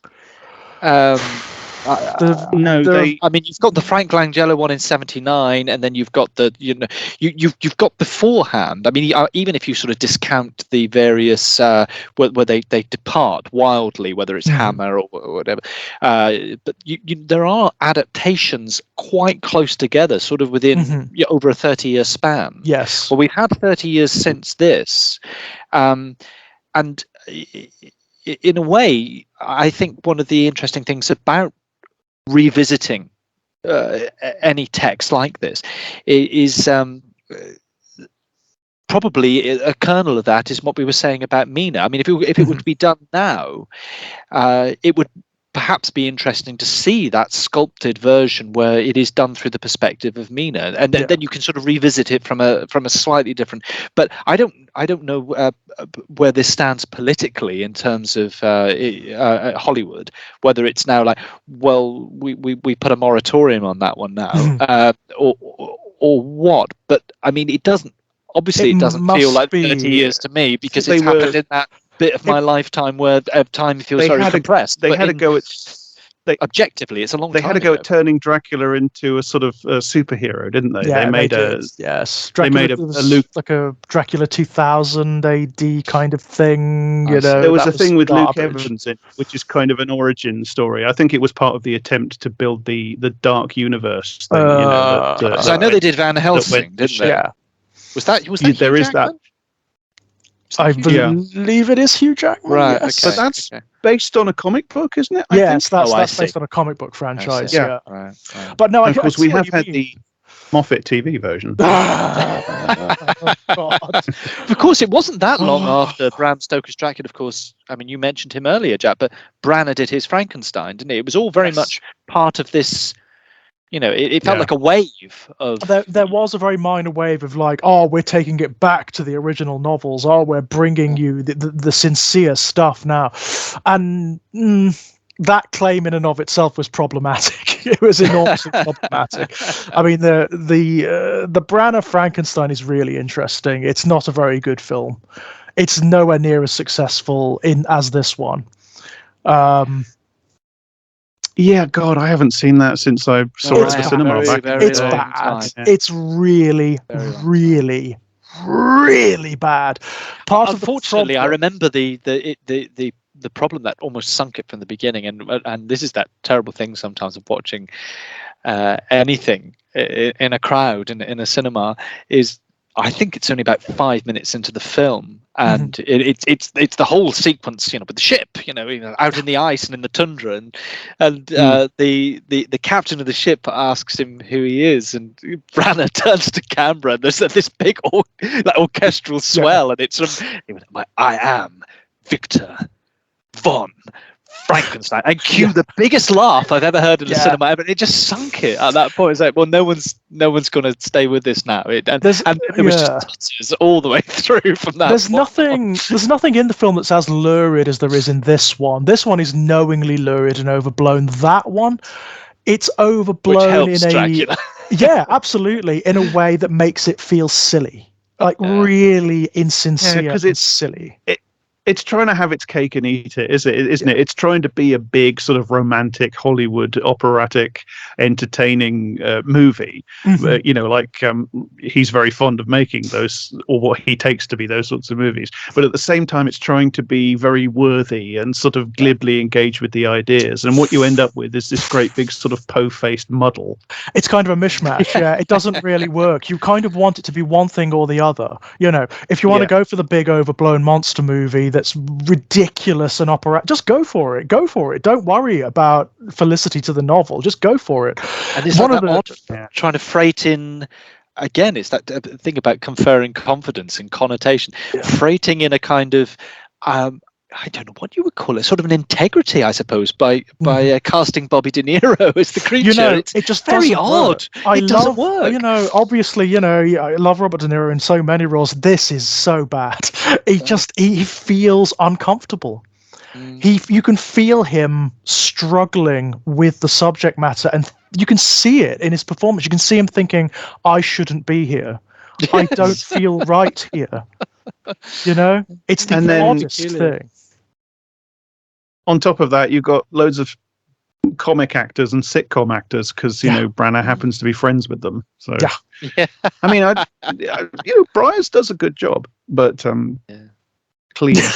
Yeah, why is he in that? Yeah, why is God. he in it? It's bizarre. Ian Holm, isn't Ian Holm in it at one point? Isn't he? Yeah, Ian Holm's in it. Yeah. Ian Holm tends to be value added to anything. So yeah. But of course, it's a strange role because he's not in it that much. He's only in it incidentally. And just like in the original novel, you know, he just disappears from the story at one point. He's just gone, you know. One of the things that did strike me with rewatching it a couple of nights though is how little Renfield's in it. Yeah, it just and I think. But he makes such an impact. Doesn't he's fantastic. But I was convinced he was in it far more. Yeah. But it's because of the bigness of the performance, you know. Would you care for a canapé, Dr. Seward, or an hors d'oeuvre? He's just going for it. I mean, Tom Waits clearly is aware that he's in a pantomime, right? He's clearly aware and is just going for it. How absurd can I make this performance? How big and silly and fun can I make this performance? And it's wonderful. You know, he knows exactly what he's doing because he achieves a real integrity and a believability. You really, you know, you feel for that character. Oh, absolutely! There's a wonderful moment where he's shrieking. It's when Dracula's actually arrived, on British shores, and he's shrieking at his door, at his gate. You know, he's shouting, "Dr. Jack, I'm not a madman. I'm a sane man fighting for his soul." Yeah, it's wonderful. It's wonderful stuff. When he actually, the way he chooses to play the moment when the mist comes through the grating is very, very interesting. How contained he is, and it's even more unnerving because it's like the fear has passed into something else. It's like, well, I know I'm screwed now. It's like, it's almost the most sobering thing that could happen to him. I mean, he's rational at that point. You know, it's the point of death. So I think he's lost everything, hasn't he? At that point, I mean, Renfield, you know, he sold himself to Dracula because he wanted immortality. Then decided that no, it was damnation, and that he had a little bit of purity left inside himself, and that's it. He's betrayed everything. You know, he's lost everything. As Jack may remember, because we had a one of the old Shabcasts on Dracula many years ago, 2015. Yes, we did indeed. And it was around the time I was playing it. Really? I did. Liz Lockhead's version of Dracula, which is the best stage adaptation there is. She's magnificent what she did with it. But I was playing Renfield. Oh, what fun! Joke upon joke upon joke, and this is because I went. And I went for the audition, and because there is no imagination in the industry I've been a part of, I thought, well, it's going to be, I'll get sides for Harker because I was still young enough back then, or Dr. Seward. Yeah. And duly, I was right. And I went to the audition and just met this rather lovely director, and I read for him, and he said, just before you go, could you read for Renfield? Which was really out of left field because no one in a million years was going to cast me as R.M. Renfield in this. So I did, and it was like Christmas and birthday all at once. So I sort of probably gave the best possible show I could possibly give of myself, and he cast me in it. He rang me a few days later. He said, I want you to play Renfield. And Renfield in Liz Lockhead's Dracula acts as a Greek chorus. So he's privy to everything. And this is probably why I kind of got it in my head that Renfield was in the movie more. So he's he comments almost on every scene, and he becomes, the way she's written it, is he becomes a voice in scenes, but no one hears him. And then sometimes he meets with people and everything. But the two things that always strike me about this one was, the first one was the director, I found out, was a huge fan of Tom Waits. Right. We used to talk about the record because I'd liked Tom Waits. I've liked Tom Waits for years. So we used to talk about albums between, like rehearsals. And he would say, how easy is it for you to, forget Tom Waits? And I said, it's almost bloody impossible because of that film. And he stamps on this role too hard. But I always remember the way around it, because he was like a kind of gravitational pull in a way. It's like, don't do whatever you do, don't slip into Tom Waits. Physically, I look nothing like him, and so it's like, don't end up there. You could do it by accident, and it'll all fall apart.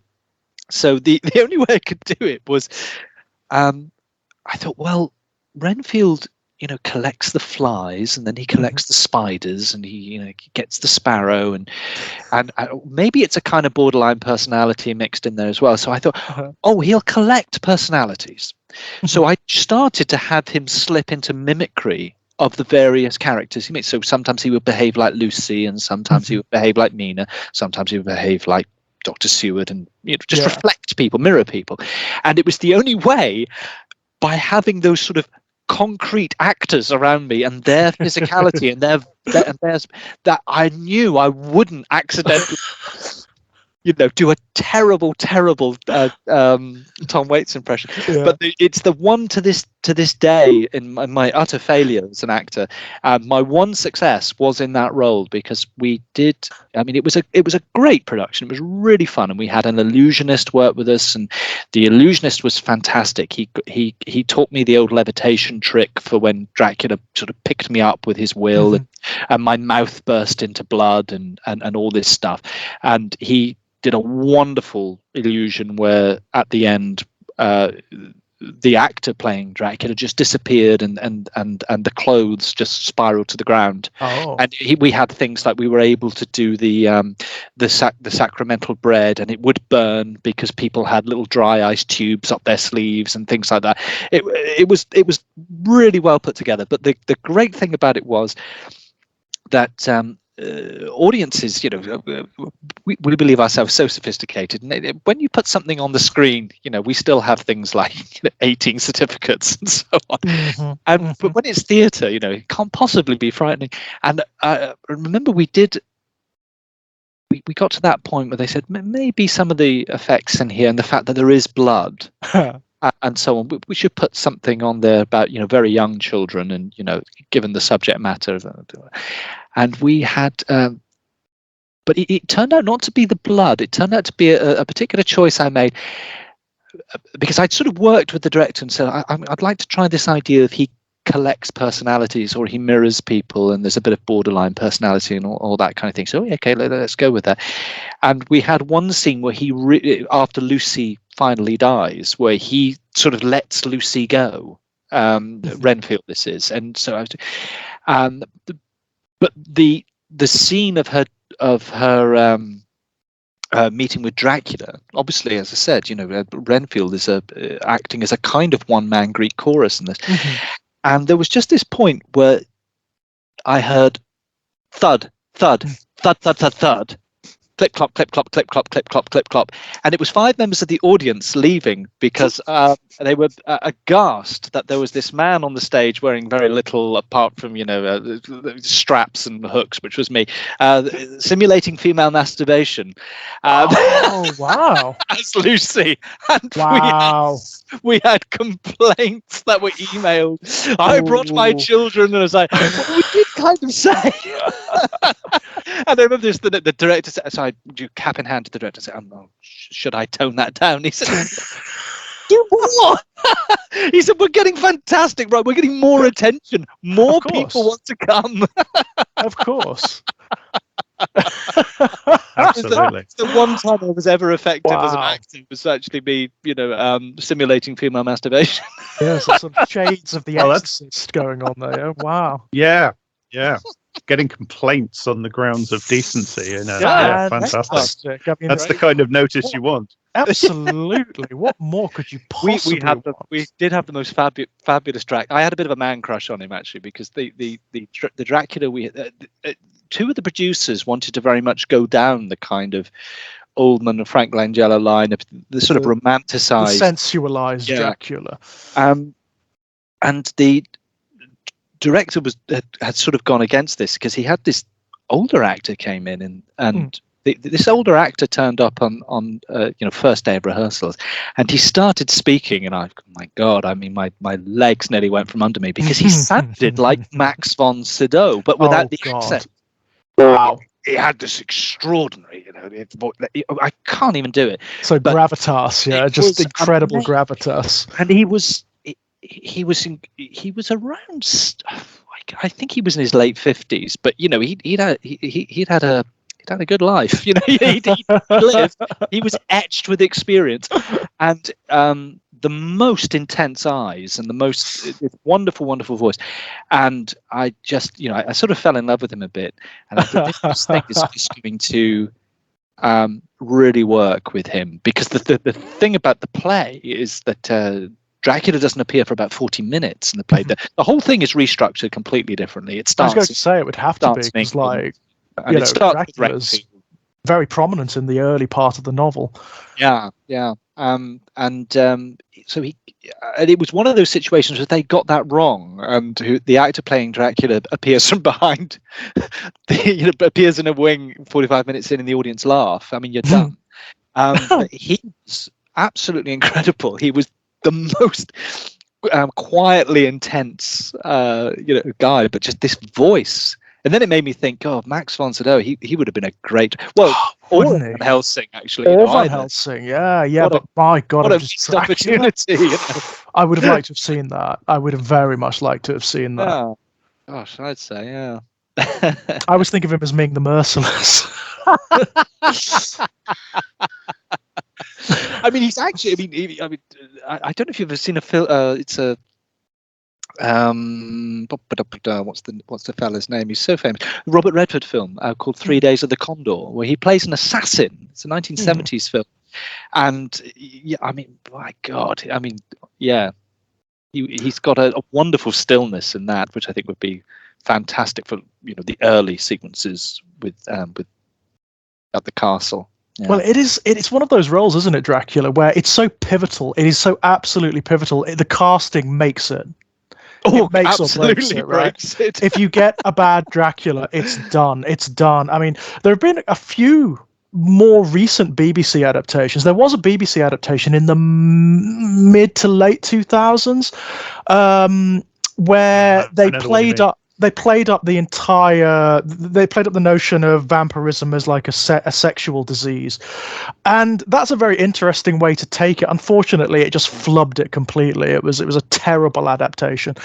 And then there was the more recent one where you had what's his name, Claes Bang, is it, as Dracula? Horribly miscast. I mean, horribly miscast. Moffat has.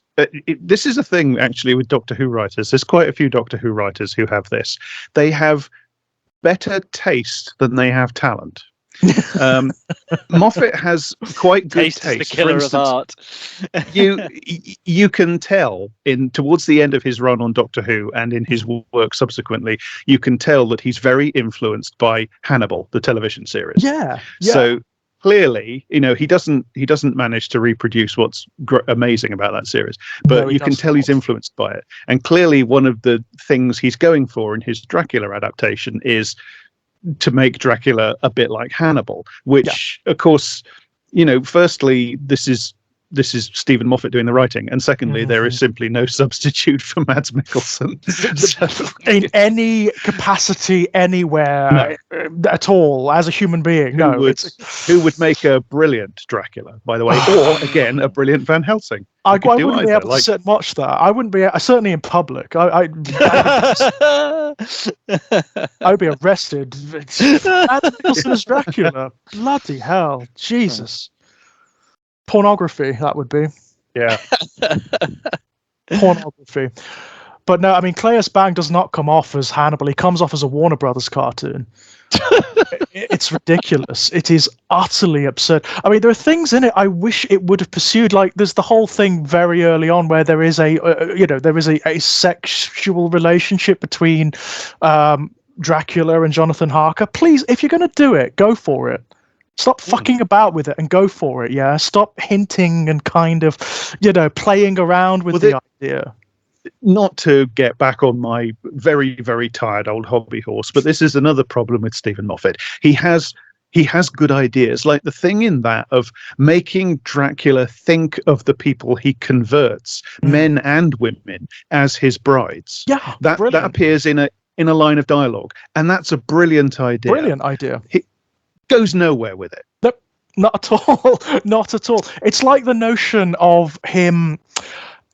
taking on aspects of the people that he drinks, right? Of their personalities, their belief systems, which is why he's affected by icons of superstition when he's in Transylvania, because he's been feeding off of the superstitious villagers and whatnot. I kind of like that. It's a good idea, but it just doesn't play out correctly. It doesn't really work.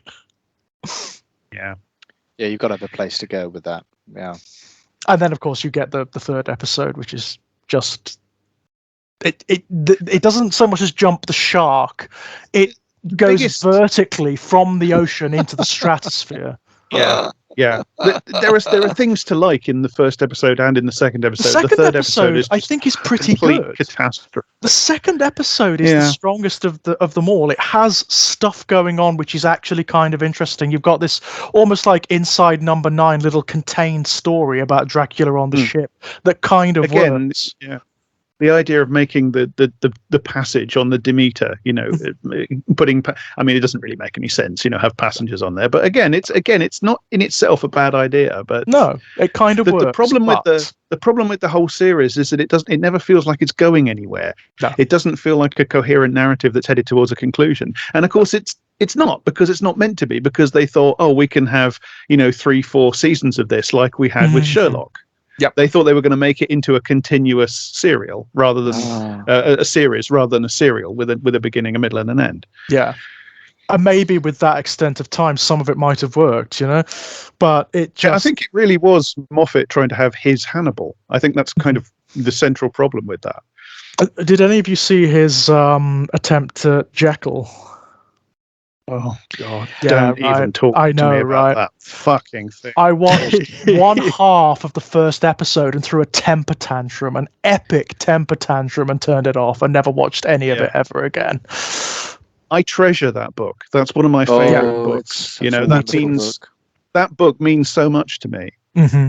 And I mean, I've said it before. I felt sometimes like Moffat was sort of hounding me because he went through everything that I care about. Sherlock Holmes, Dracula, Doctor Who, Dr. Jekyll and Mr. Hyde, just systematically shitting on each of them in one by one. Oh yeah, there are. I mean, like Sherlock Holmes, the books of Sherlock Holmes and Dracula, some of the most adapted stories in existence, and there are amongst them very, very good adaptations. Dr. Jekyll and Mr. Hyde, there's hardly any good adaptations at all. No. There's some interesting ones. I find, funnily enough, it's not actually a good film, but I find the Spencer Tracy one an interesting film. Because some of its with Ingrid Bergman, some of its representations of sexual menace and domestic abuse, really psychological abuse. It's quite disturbing. It's very disturbing actually. And there's at least one quite risque dream sequence with some hallucinatory imagery. It's not really an adaptation of that book. There's never really been an adaptation. No, of that I book. agree. There hasn't really. No. They always miss the brings us full circle. point. They miss the fundamental point of the book, which is it's not about. I mean, the duality of man, etc. Yes, that's all in there, but it's about repression ultimately. They always get the same actor to play Jekyll and Hyde, and the whole point of the book is that they're different. Yes, they're different men. Also, they always make Hyde monstrous. Always. And he's not. In the book, he's not monstrous. He's not deformed. He's not like in the book. He gives people an odd sense. Yes. That's what it comes to. The odd sense of the uncanny, or there's something behind the eyes. He excites there's a phrase, doesn't he? He excites he gives the most an impression negative. Of deformity. That's what they say. He gives an impression of deformity without anybody actually being able to see anything wrong with him. Yeah. And it's Jekyll at one point theorizes that it's kind of people sensing the moral decay and recoiling from it physically. But again, it's never settled what that is or what's going on. No. And it's indeed, Hyde doesn't have a stable form in that book. He is described divergently by different people. And the movies always make him, firstly, Jack the Ripper, and they always make him a monkey man. They make him codedly black. Yeah, because that's true. That's absolutely true. because they give him. I mean, it's, this is racist associations I'm talking about, but they give him simian features, which in racist iconography stands in for black people. Yep. So the movies have their own their entire sort of own separate thing with Hyde, which is nothing to do with what's going on in the book at all. The book is so. This kind of brings us full circle, actually, because we were talking about Elliot. You were talking about your Argo recording of Dracula. I first experienced Jekyll and Hyde via an Argo recording that I was given, which was an audiobook read by Tom Baker. Wow. I have that one. I have that.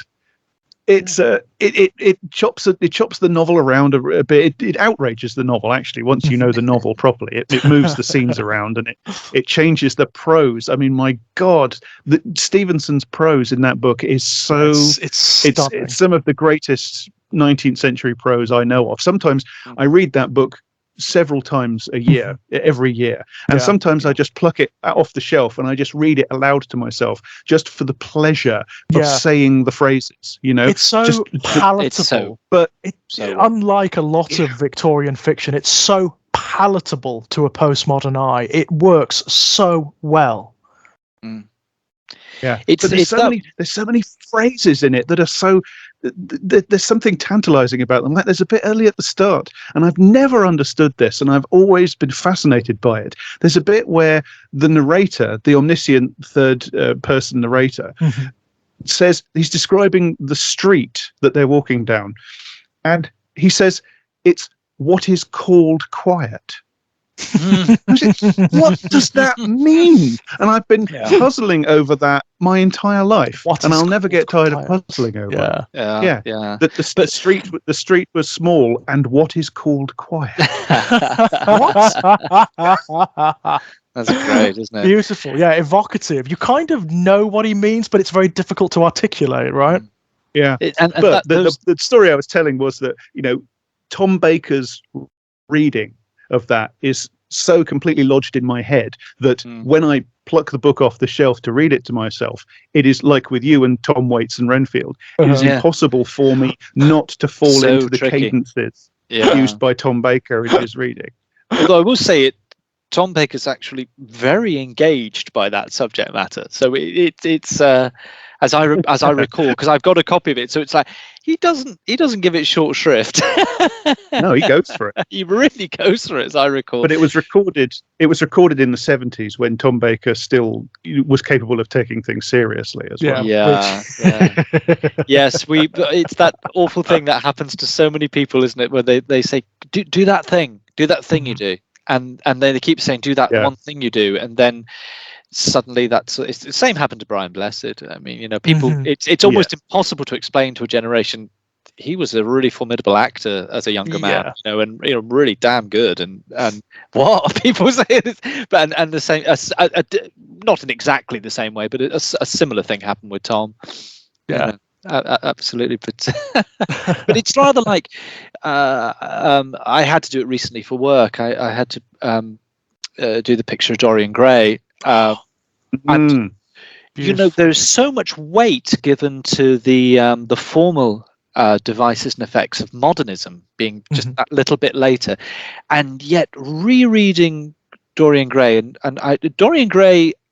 Strange Case of Dr. Jekyll and Hyde. These are books I go back to an awful lot as well. But there was a point in prepping it for work where you get to the sequence in which Dorian is doing the deep dive into he's really exploiting the fact that he cannot be marked by experience and the morality of what he's doing, and so on. And Wilde's prose starts to become so overwhelming, so overwhelmingly opulent. That I think it's just that wonderful moment, and Robert Louis Stevenson does it in a different way, where the content and the form are so simpatico.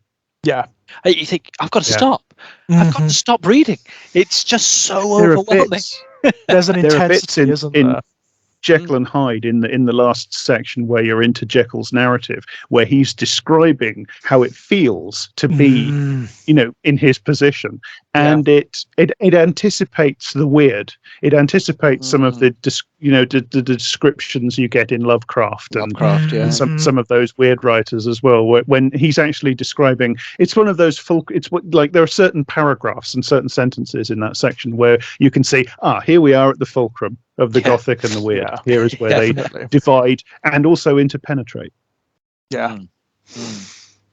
Yeah, it's certainly one of my favorites of the era. I mean, comparing and contrasting to, say, Dracula, which is the prose of Dracula is leaden, isn't it? But there are moments in the novel of Dracula. I reread it about 2 years ago, and I have a kind of attraction and repulsion because there are parts of that novel which I really do adore. Me too. Not only the sequence in the castle, but I love all the stuff about the Demeter, and but also in the aftermath and about the dog and Mr. Swales, and all that stuff is great. And it's so tragic then when you get into that really long sequence where they're just looking around empty buildings and you're comparing solicitors' notes, and it's like, oh God.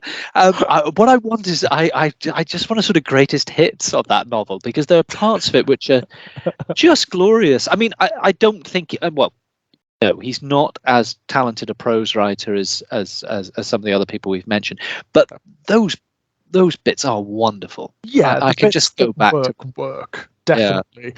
I always go back to the really Gothic stuff in the opening sequences. The Borgo Pass is wonderful. All of the cat and mouse stuff between Dracula and Jonathan is fabulous.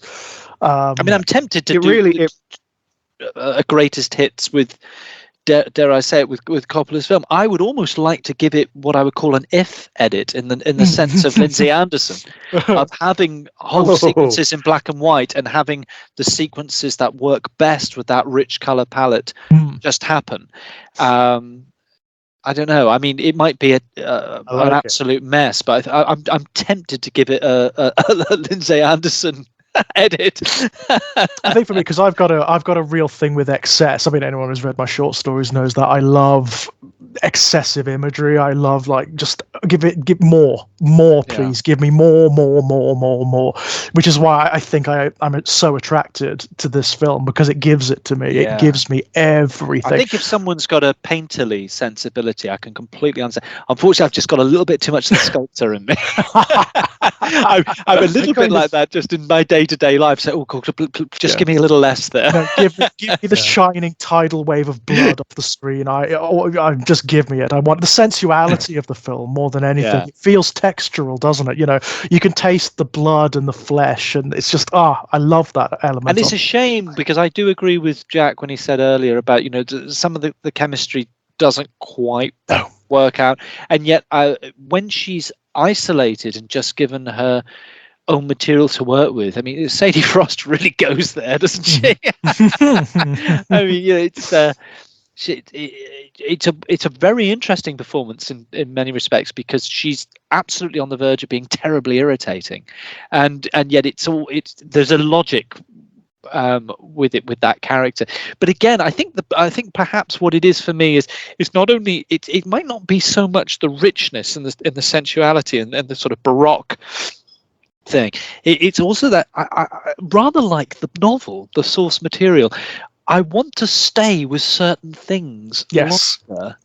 And we are moving around very fast. One of the things this does, which is in the book, but it's nowhere near as lurid, it's nowhere near as overt. I want a little bit more of the romantic subplots that are going on between Lucy and her suitors. I want to see how far they're going. I want to see what the actual dynamic is there. The only worry is it becomes like the book, because where those sequences are boring. I mean, I understand that that it is meant to be a kind of reflection of the three brides and so on, but I mean, those sequences with Lucy and her suitors are not terribly good in the book. So you would have to really bring something. Well, for one thing, all the suitors are interchangeable in the book. There's so little difference between any of them. it turns out there is actually a good reason why most previous adaptations have drastically pruned the character list, you know, and simplified the action. Definitely. I mean, I would love to see a queer version. I would love to see it where it's you know it's a male Dracula preying on young men. I would love to see that so much. You could do so much with that. I'm surprised it hasn't been done, quite frankly. I mean, this film's, you know, it tries to go there for a little bit, but then it is it's 1992 back on, isn't it? It is, and it's also, you know, the it is trying to play, you know, as much as it does, with the novel, but you can see the points where it wants to depart. Oh yeah, definitely. I mean, as we mentioned earlier, the physical intimacy, like the language that exists between Jonathan Harker and Dracula early on, in terms of their bodies, is very suggestive, indeed. They do some very one of the. Sorry. No, you go ahead. It was. I was just going to say, it's an irony, but one of the previous adaptations that does actually have Dracula being just omnivorous in terms of who he bites is the original Hammer version. Yeah, because the first person that he bites and converts in that is Jonathan Harker. Yeah, it's Jonathan Harker gets got, and then you don't see it happen, but you see the effect. And then later on in the movie, there is a moment. It's probably one of the key moments in the film. There is a moment when Dracula very, very nearly bites Van Helsing on the neck. So they do bring in that tension in the Hammer. In the Hammer original, that Dracula might. No, this thing that is very clearly an analog for sex, he might do it with another guy. Well, it does make sense, doesn't it? The guy's been alive for God knows how many centuries. So, you know, it does not make a lick of sense that he would remain strictly straight throughout that, does it? No, he's just happened to enter into the Victorian era, that's all. But then, of course, the book is driven by that whole anxiety, isn't it? You know, here is something that's penetrated our new orthodoxy. Well, it's ironic, isn't it? Because the Victorian reaction to the book was one of moral outrage, by and large. It's because, you know, into the midst of very buttoned down sort of Victorian middle class, you've got this novel which is suggestively very oral and very wet, and where you have suggestions of this man creeping into women's bedrooms and biting them on the neck or whatever. I don't think he intended to excite that reaction. I mean, you know, it is a Victorian bodice ripper, really. At the end of the day, I mean, it has that element. It's I mean, it's the era's Mills and Boone, in so many respects. The irony, unintentionally so, I feel. You know, I doubt very much that Bram Stoker intended it to be that. No, the fascination of the book absolutely lies in the fact that it, so to speak, is completely unaware of anything that's going on under its own hood.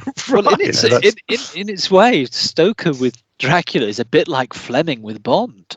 I mean, this is why the Bond novels are so fascinating to read, because they are such an insight into a very, very strange personality, and sometimes that personality is slightly aware of what he's doing with his character and his scenarios, and sometimes he is completely oblivious, and it's just sort of leaking out like so much radiation, and it's like, whoa, Ian.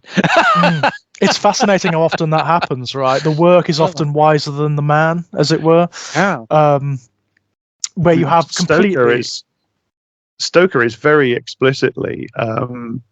you know, he's very pro-censorship in his attitudes. He's very very against sexual explicitness. So he's very against sex generally, actually. Yeah. You know, he ideologically thinks that the sex instinct is incredibly dangerous to civilization, that it needs to be kept rigidly under control. You know, these are his conscious formulated opinions. Yeah, it's absolutely true. And yet... It's no coincidence. Yeah.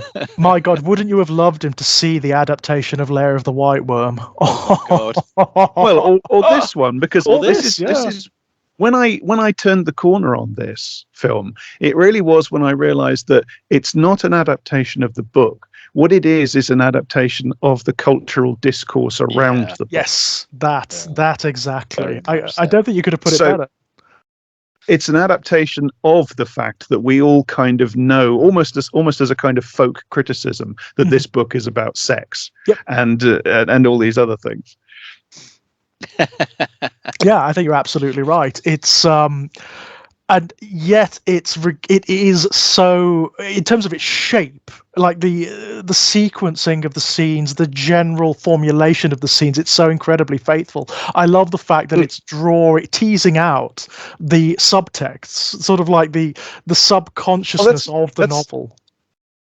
That's what it's doing. I mean, one of the things, like, there's different ways of doing that. The Granada Sherlock Holmes adaptations, they tease out the subtexts in incredibly freighted texts, like the Copper Beaches, for instance.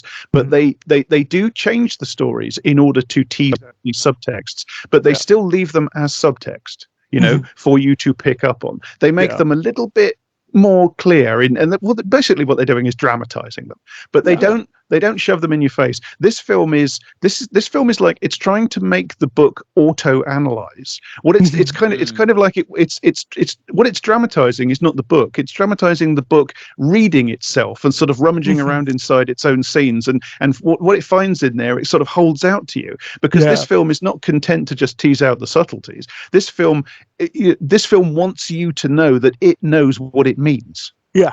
And one of the funny things is that I usually really don't like that when texts do that.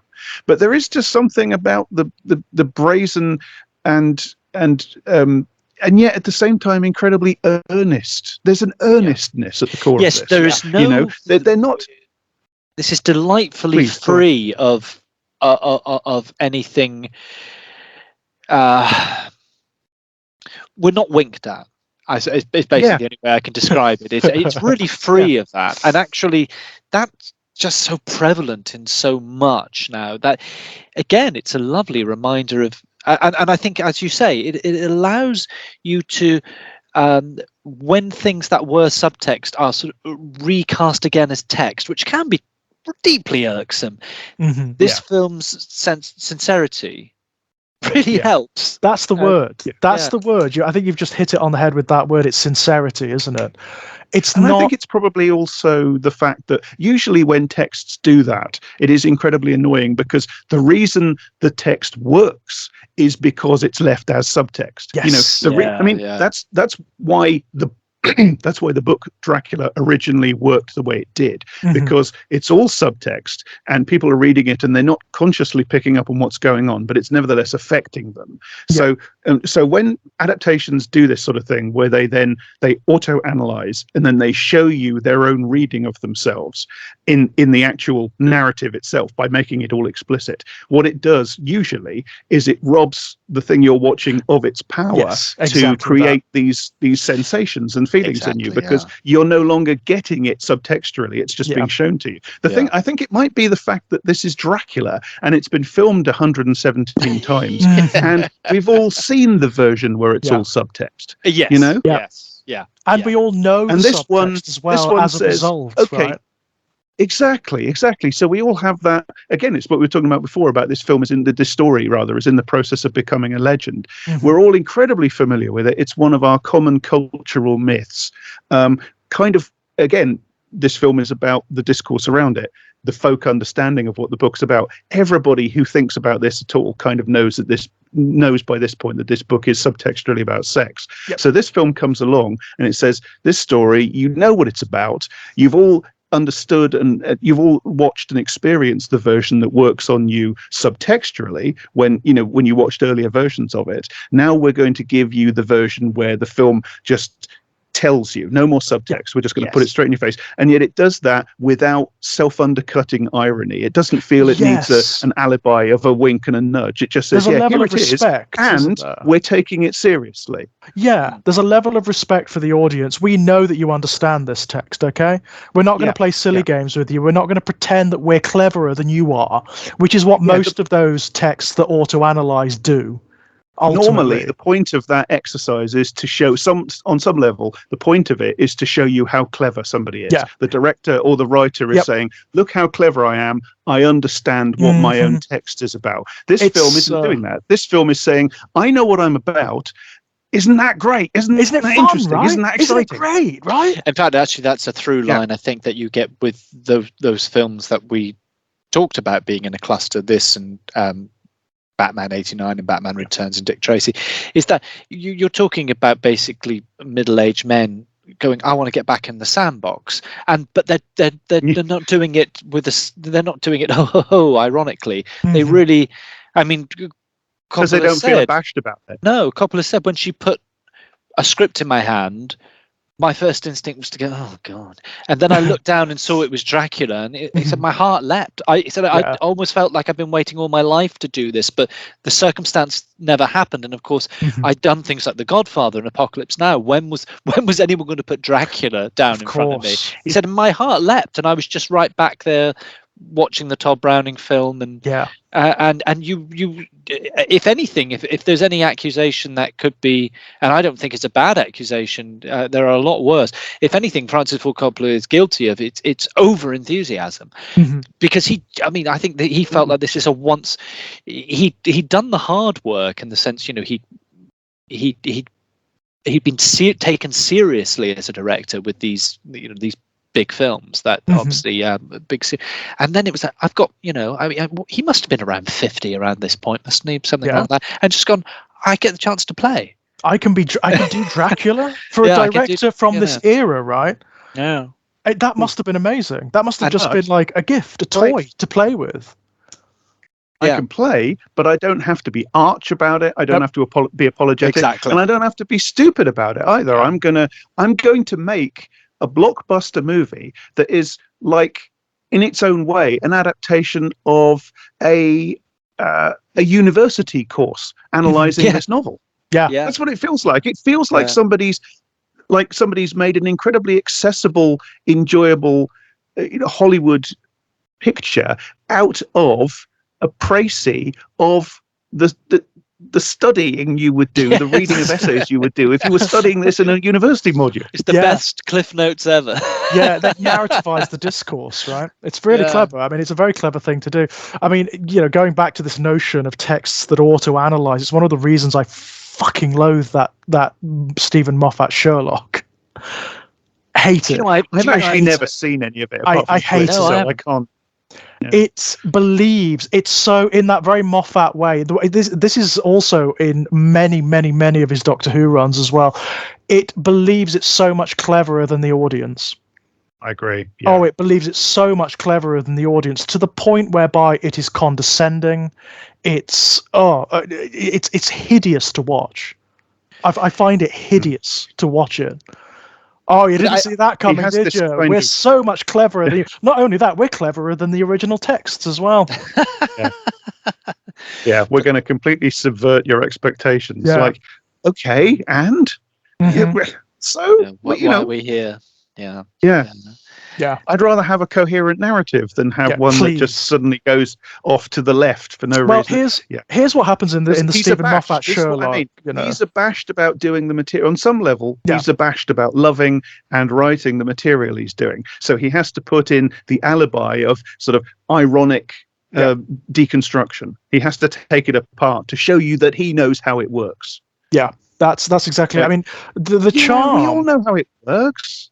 That's not impressive. It's really not, and part of the charm of the original Sherlock Holmes stories is they make sense, right? I mean, as abstruse as the explanations can sometimes get, they make sense. The mysteries make sense. You can figure them out yourself with the information that's been given, right? What the Sherlock sometimes, with the Sherlock series, what happens is all of the explanation happens off screen, and it's the only reason there is an explanation is because Sherlock is Sherlock, and Sherlock is so clever, so much more cleverer than you at home.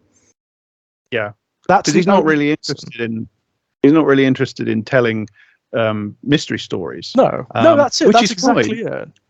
Which is fine, but Sherlock Holmes is inherently a mystery story. That's just what it is. If you're not going to tell mystery stories with the character, then the only other thing you've got is, and again, I haven't actually really seen it, so I can't, but I'm assuming this is what it's like because everything he writes is the same. If you're not going to tell mystery stories with him, the only thing you can really do is do like character drama that is actually just form deconstruction. Exactly. That is actually just the writer having the characters say, I understand in genre terms what you're going to do next to each other. Exactly that. It's making Sherlock into an X-Man. You know, all of the deductive reasoning doesn't actually exist here. He's an X-Man. He's some sort of bizarre genetic mutant that can perceive and analyze information in a way that no human being or living creature ever could. Plus, I think we also entered into that period of, I don't know if it's really still happening, but then I don't watch much anymore.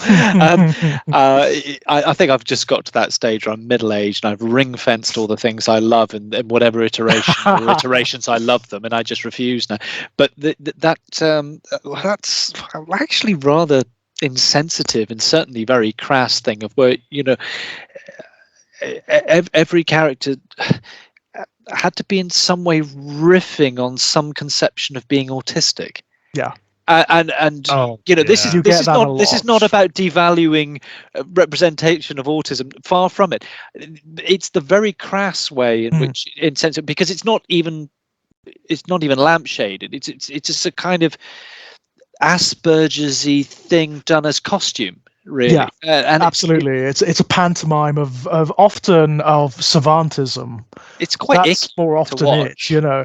Yeah. And don't get me wrong, it can be done well, and it has been done well. I mean, you know, we spoke about Hannibal earlier, and the way it gets around it is by making you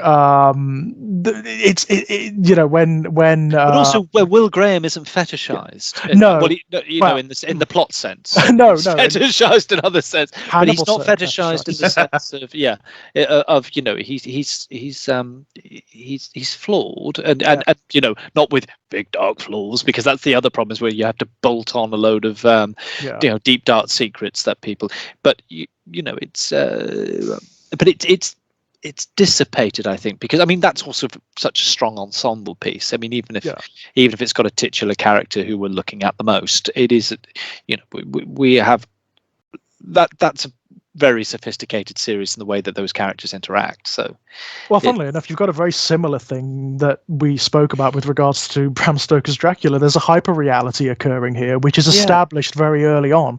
These characters talk about themselves and talk about they just speak generally in a way that is patently unreal. It is elevated. It is massively insightful. Every character in this is able to self-analyze in a way no normal person ever does. You know, that is a series that's intensely about narrative. I mean, Christine Kelly was talking about this on Twitter the other day. She was talking about how all the characters in Hannibal are self-narratizing, and that their narratives kind of rub off against each other and clash. And of course, Hannibal's big thing is to try to rewrite other people's narratives. I'm going a bit further than she did, but you know, that's my sort of riff on what she was talking about with it. And yet, the reason that Hannibal works is that it's intensely about narrative, but it's not trying to constantly tell you that it's about narrative in a sort of look at me, I understand genre conventions sort of way. No, it's that thing that Elliot was talking about earlier. It is so, the creators of everyone involved loves what they're doing. They're so intensely involved in what they're doing that a sincerity comes through. It enveils you, you know, it makes you want to be part of that world rather than alienating you by going, oh, we're so much cleverer than you are. Yeah. One of the things I love about Hannibal is the way that it spends a lot of its time cosplaying as a much cheaper, schlockier series. Right? Like early on, it masquerades as House, right? Oh my God! Yes, I've never really made that connection, but which is an adaptation of Sherlock Holmes, by the way. Exactly right, exactly that. But it spends a lot of its time pretending to be CSI or some version of that. Which is something very cool. But it doesn't. But it's not doing it in a sort of look how much cleverer I am than CSI sort of way, you know. No, it's a very pleasant deception. It's a very subtle and pleasant deception that actually makes you feel involved and engaged with the subject matter rather than alienated from it. Yeah, it's actually wearing its awareness of how narrative works. It's using its awareness of how narrative works instead of wearing it. which I think is ultimately what Bram Stoker's Dracula is doing. It's it is a very brash and in your face and florid movie, but it is ultimately and it is very meta. It's very self-aware, but it is ultimately doing something purposeful with its awareness of narrative conventions and things like that, rather than just trying to impress you or subvert them or something like that. And also, I think I get the sense anyway that from the little scraps I've seen of the behind the scenes stuff and the making, that obviously, as we were saying, Eddie, this was a real passion for Coppola to do, and he's at a point in his career where he's got the experience and he's probably a little bit more relaxed, and so therefore every department is given this wonderful free hand in a sense. I mean, he's got a vision, and but for example, there's a seriousness of intent, a sincerity, as we've been saying, with every department. So that the woman who designed the costumes, she picked up on what actually seems a really absurd point, and yet it's taking something which seems freestanding, quite absurd, and yet because of her attention to detail, because of her sincerity, she made something interesting out of it. And it was at the beginning of the Todd Browning Dracula, there is this bizarre appearance, there's no reason it can possibly be there, of an armadillo, completely the wrong country. And she said, I was so fascinated by this incongruity that I designed the coachman based on that armadillo. Fantastic. Now, that sounds so silly. Awesome. I love it. Yeah, just freestanding, that sounds utterly silly. She said, but I had to give it some logic. And now that you mention it, it makes absolute. I can see it. You know when he reaches out his arm to draw John. It's an armadillo. It's got that scaly clawed like an armadillo. Yeah. And it was because in her head, she was, she'd obviously been having all these conversations with Coppola, and as Jack said, and as we've alluded to ourselves, this idea that this is a film about Dracula, about Dracula, about Dracula, about Dracula. It's recursive, and so therefore, in her mind, the Todd Browning film was as much a part of what they were doing. So it's like, well, I'm going to make something of that now. Yeah, and I think a similar thing.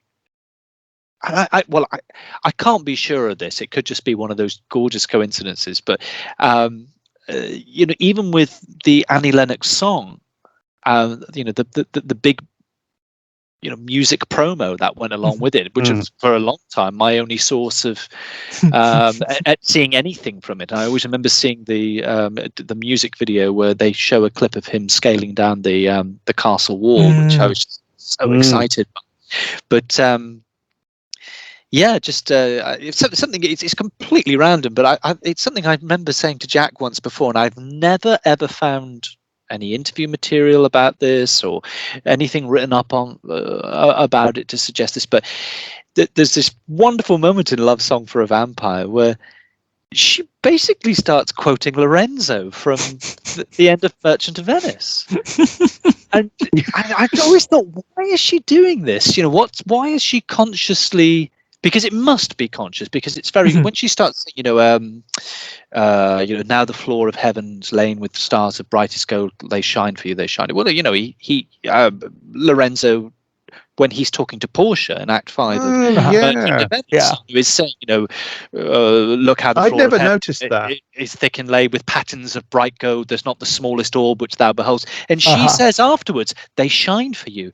So shines a good deed in a naughty world. And it always played on my mind why Lennox is doing this.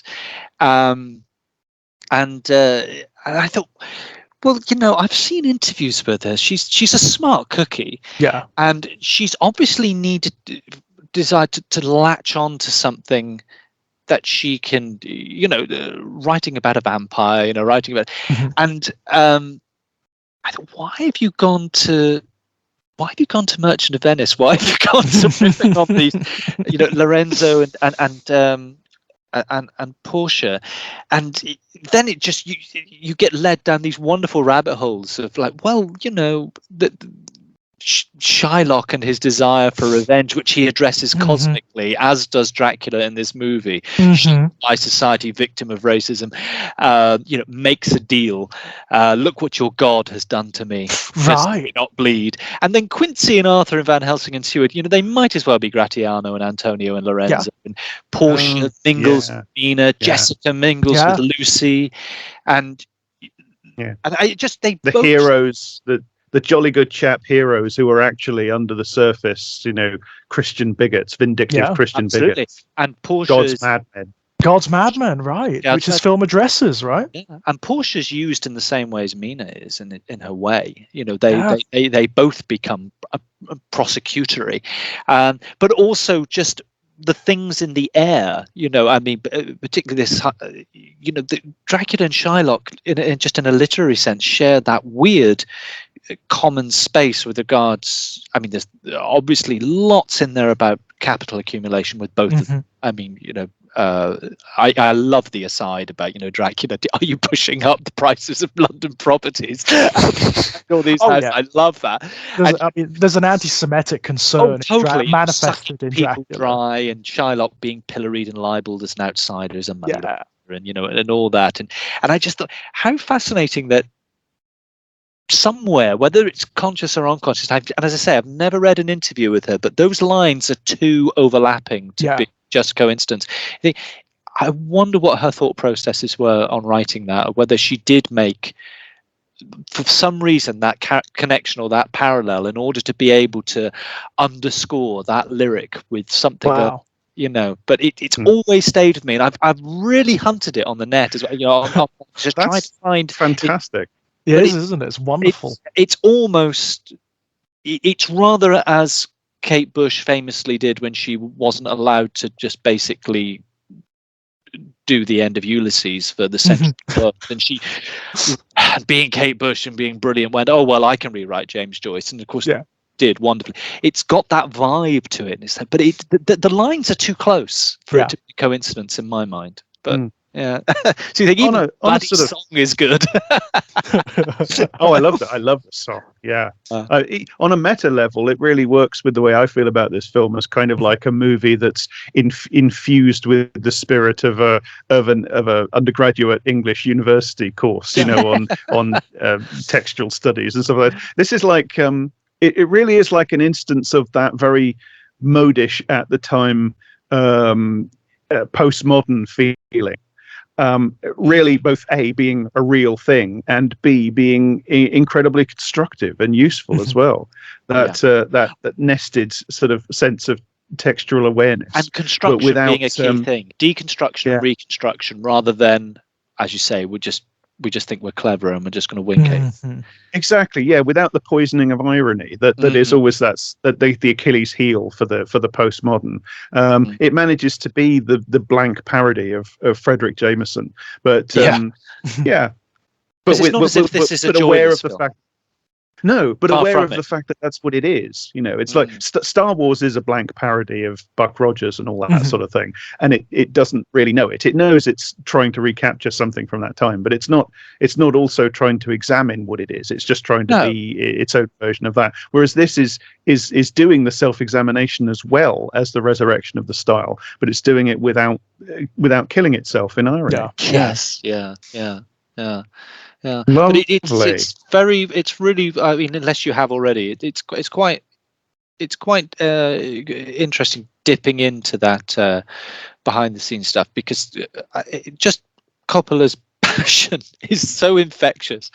He's just he's like a child, isn't he? I mean, he's so delighted to be doing it, and just to be there, just to be where he is with this ensemble cast and making this material. Yeah. And how much Hopkins enjoyed it as well, which I didn't realize. I mean, I know Hopkins was at that point where he'd had that immense success in terms of now being an internationally known actor. Silence of the Lambs had already been and gone. Yeah. So I wondered if Dracula was just Hannibal Lecter again. Hannibal Lecter again. But I just wondered if maybe Dracula was just this thing. He was like, this will be a good thing for you to do to capitalize on this. But he is again totally infected by Coppola and the whole process going. And he says at one point, you know, it's quite candid. He said, "This is one of the most extraordinary things I've ever been involved." And he totally believes in it. There's no sense of him going, "Well, this is just a commercial venture I'm going to do before I can get back on the stage, or do something that's a bit more worthy."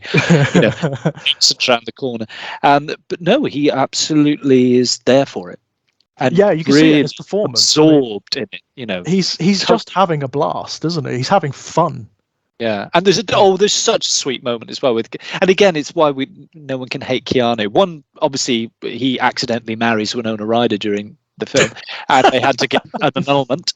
And the other is his. I mean, he was already now a star but of course he wouldn't be in it. He is the Matinee, and he has this one rather off guard moment where I'm throwing imaginary shapes to Tony Hopkins as a drama game. This is insane. Why am I doing? And you can really see the kind of respect, and it's just gorgeous. And he's in that. It's just that very Keanu thing, and it's like, but it's great because it broke the ice, and it's like, you just can't. You can't. And even before Coppola says, you know, it's like, oh God, you know, I know he had a hard time on the film, and he had a hard time with the voice. He said, but the guy's a prince, and I just, you know, what can you do? He's just the most likable human being, and it does just come across. So, you know, it's like, you know, on some level that you've really lucked in life, and you're just happy to sort of, you know, acknowledge it, not be too cool about it, or No, it really is wonderful. And then, I mean, what I love about Hopkins' performances, I mean, there's a sense of humor running throughout this film. There are little subtle, often gallows jokes. We cut off her head and put garlic in her mouth. I'm just so yeah. Was Lucy in great pain, Doctor? Yeah, she was in great pain. Then we drove a stake through her heart and cut off her head, and then she found peace. It's just brilliant. It's just utterly wonderful. It was funny coming back to it as well, because I imagined his performance in my head was different, but I think it's that very Tony Hopkins thing, and it's that realization that what he does is he does approach scenes with quite unusual intentions. Clearly, but he's got this method, I guess, of where he explodes. That's what he does. He explodes into a very theatrical moment, and then follows it with utter stillness, and barely does anything. And so he earns those moments. I mean, I will always say I think his I don't like his Hannibal Lecter, but a lot of the reason I don't like his Hannibal Lecter is because I suspect, I had a conversation with James Murphy about this once, as I suspect that he turned up on the first day and saw the set and went, "Oh, you want me to play like that?" Because that's the only thing one can reason. You know, he didn't get the set that Brian Cox got. He didn't get the set that Mads got. He got this weird, sort of whatever the fuck they were thinking of, and I think he just turned up and went, "Oh right, okay, I see what I've got to do." Sure. And given that, you know, I just think that it's fundamentally flawed as a conception. But I think it goes beyond him. But I think there's a lot of lovely stuff he does in this. Oh yeah, I mean, weird. what I love about his performance in this is the scenes that they kept in, the takes that they kept in any other film would have just been cut. It's too much, Tony. It's way too much, you know. But here it works. It just works beautifully. Yeah. And what a strange way to play Van Helsing, you know, given the history of that character in cinema up to this point. I mean, Van Helsing has always been like Peter Cushing, right? He's always been the very sort of staid and stentorian scholar. Well, this is interesting, because Van Helsing in the book is this kind of saintly little cutesy foreigner, isn't he? He's like he's got broken English in a cutesy sort of way, and he's very like grandfatherly and stuff like that, and he has no dimensions other than that, really. He's just the paternal character, isn't he? He's the sage. Yeah, except that when you read the things he actually says about it, for instance, you know, Dracula has this skull shape, and therefore he has a child's brain, and he's a criminal type, and etc. to our modern sensibilities, at least you would hope, he's quite a sinister figure. He's a 19th century race scientist. So there are, and of course the Cushing version is very explicitly a heroic matinee idol type, because this is one of the things people forget about Peter Cushing. When Peter Cushing was a young man, when he did those first batch of Hammer horrors, he was like a heartthrob. He was a matinee idol type. See that you see him in his young days. He was a beautiful man. He was an absolutely stunning man, elegant and charming, and talk about an athletic performance. That was very much jumping on tables, knocking down curtains, and Cushing's another another subject all to himself. Yeah, he really is wonderful. But he was physically, he's very much of that. I mean, the original Hammer Dracula is full of them. It's got Cushing, it's got the guy that plays Jonathan Harker, it's got Michael Gough, that very Leslie Howard sort of English handsomeness that was in vogue at the time.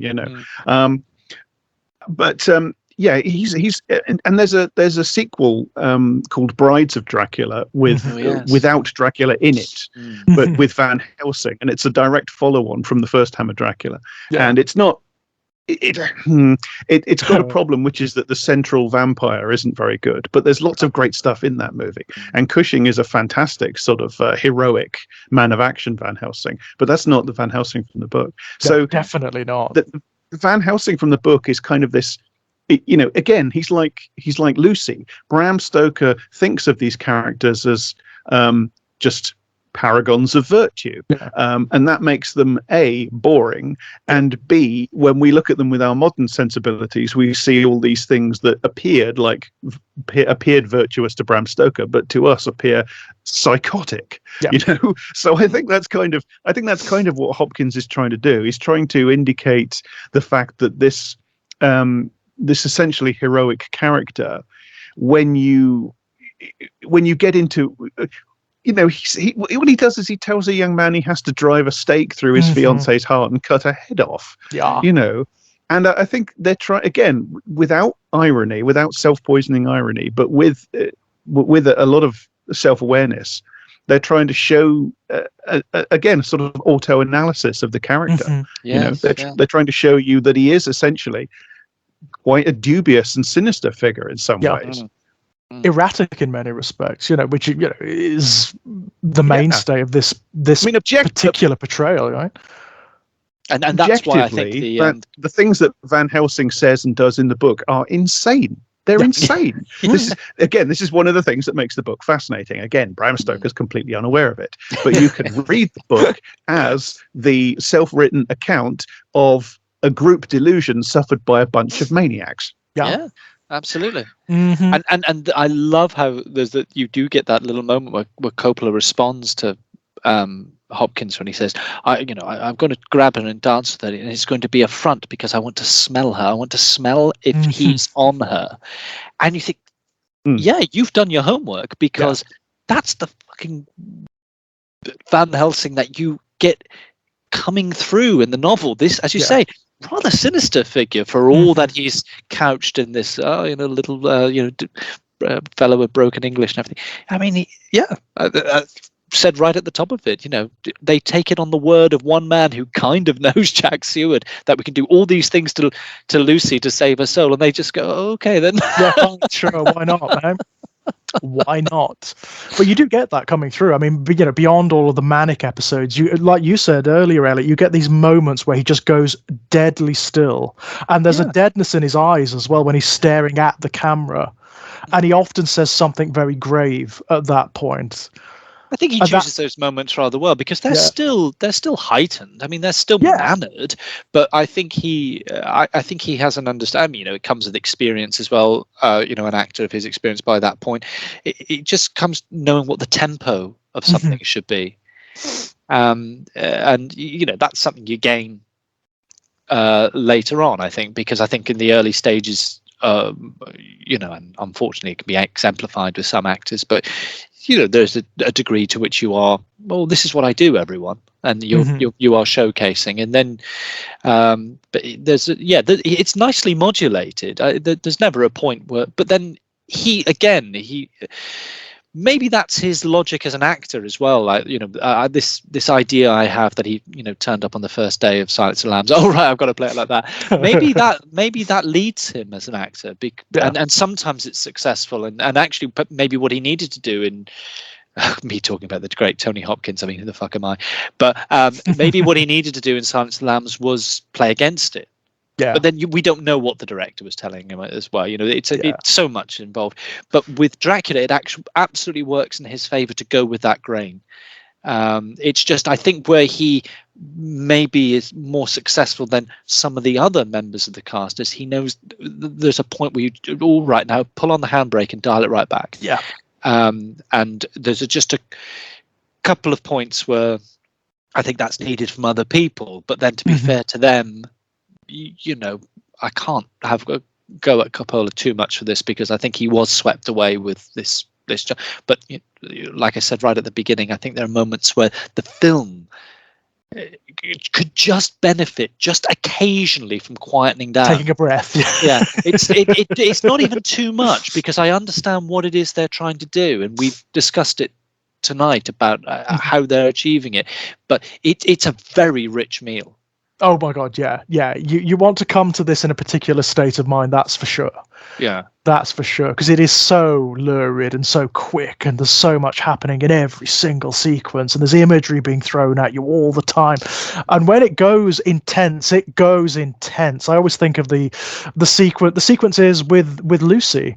Primarily, they are not only dubiously and troublingly erotic, they're also violent and excessive. Jack really hit it earlier. I mean, there is an MTV logic to this, and I guess there's a sense of our event horizons are so much faster, and we've become very media literate, and the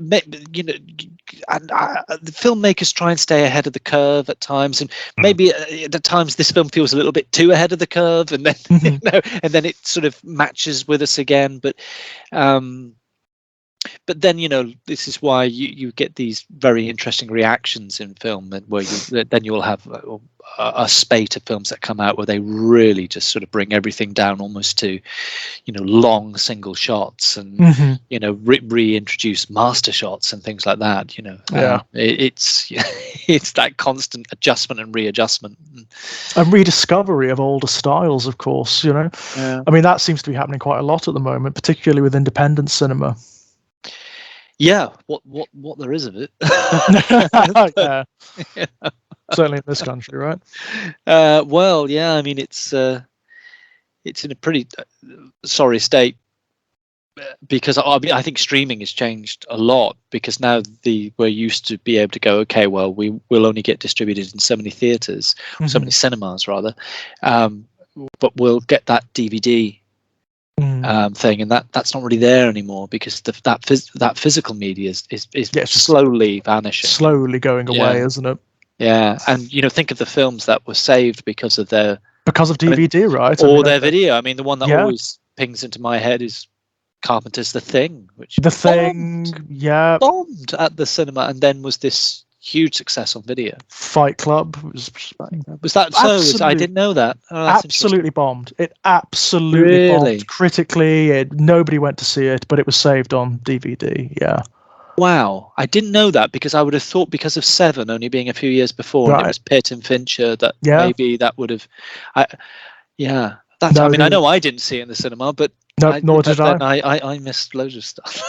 The DVD of Fight Club, the original DVD, actually comes with a pamphlet that has extracts in it of all of the phenomenally execrable stuff that was said about it in the British tabloids. Wow, that's fascinating.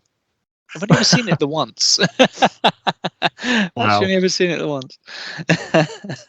I think I think it's pretty good, actually. Yeah, Fight Club. it's a pretty damn good film. Daniel and I talked about it for an IDSG bonus. You? Yes, of course you did. Yeah. Yeah. Daniel wasn't as keen on it as I was. I went into the rewatch expecting to be very unimpressed with it, and I actually thought it was getting at some interesting things to do with commodification and alienation and stuff. I went in expecting to find it a pretentious film, to be honest. I went in expecting to think, it's going to sort of gesture at all sorts of stuff and never really back it up. But I actually found it more substantial than I was expecting to. Well, maybe it can join Bram Stoker's Dracula as being one of those films I leave for 20 years and then come back to it and genuinely surprised by. Highly recommended. Highly recommended. That kind of worked because, as I said, for 25 years in the case of Dracula, I didn't think about it again. I think that's the other thing. It felt very much like a cultural moment, and I came to it a bit late because of age, and the VHS came out, as I say, grumpy teenager. And then, a quarter of a century slips by, and it's like, I wonder what that's like. I mean, even I said it was about 18 months ago I picked it up on Blu-ray, and I thought, okay, it's cheap. I'll just give it a, and as I say, not quite a bit like you, Jack, not quite the full 180, but like, wow, this is what was I thinking? It was a lot better than you thought, right? Yeah. I didn't have to rewatch this film for this. I didn't have to rewatch it. I can replay it in my head behind my eyes quite easily. But it's very, very strange how so much. Just watching it the other night, I thought, my God, and I know it's doing these things as well, but even after just an 18-month delay this time, I kept being surprised watching it, thinking, well, where's that bit? And I said, oh no, that's the Frank Langella movie, isn't it? Where's the pop-up? Which that's something else. Like. I've got a real soft spot for that film. I think it unravels, but there's stuff in there I really quite like. Actually, it's got my favorite vampire of all time. The bit with Vampire Mina. Yes. In the sewer or whatever it is underneath the churchyard. I find her terrifying. I really do. Frightening. Even to this day. Jan Francis, isn't it? Francis, she's actually really good with her German accent and everything, and the big sort of brown, sort of solid, opaque eyes and things like that, and the pallor and the way her flesh is tatty. And I still my favorite scary vampire. It's a difficult thing to do, isn't it, these days, to make the vampire scary, make it threatening. They're not really scary. They do a pretty good job actually with Vampire Lucy in this film, in Bram Stoker's Dracula, by again making her spectral, very, isn't she? Slightly phantasmal. And they make her so aggressively pale as well, so white, and again, it's over the top, and the burial costume is over the top, but at the same time, it does work on you. It gives her this reptilian. Yeah. Because she has like this kind of collar, like one of those reptiles. As well. It's like this sort of exaggerated Elizabethan ruff, which is obviously distracting the eye, and yet the headdress is of a 1920s flapper, so it's completely anachronistic, but that's giving you this sense of sexual freedom. The sexual freedom of the flappers, and it's like, but again, the costume designer is so intelligent in her choices, but your eye's not going there, so you're only picking that up as a feeling until you actually think, oh, look at that detail, because your eyes go to the rough. Because they do they most assuredly do. Her she is paper white, and she has the big opaque eyes. She is very unnerving, very animalistic in that scene. And just that, it's simple, reversing the film, making her do everything backwards and reversing the film, all those wonderful simple tricks. And so when she goes into the stone sarcophagus, and it's so I say, what's happening. I say it's a film that opens the bonnet, but also it's wonderfully balletic and weird. And this is exactly the sort of thing that pissed me off when I saw it the first time, like the scene at the very beginning when Keanu is sort of lifted into the coach. There's this really weird moment where the arm of the it's obviously supposed to be Dracula driving the coach. Again, we talked about it before, that sort of armor-plated arm comes out, and it's and it comes out further than it actually possibly could.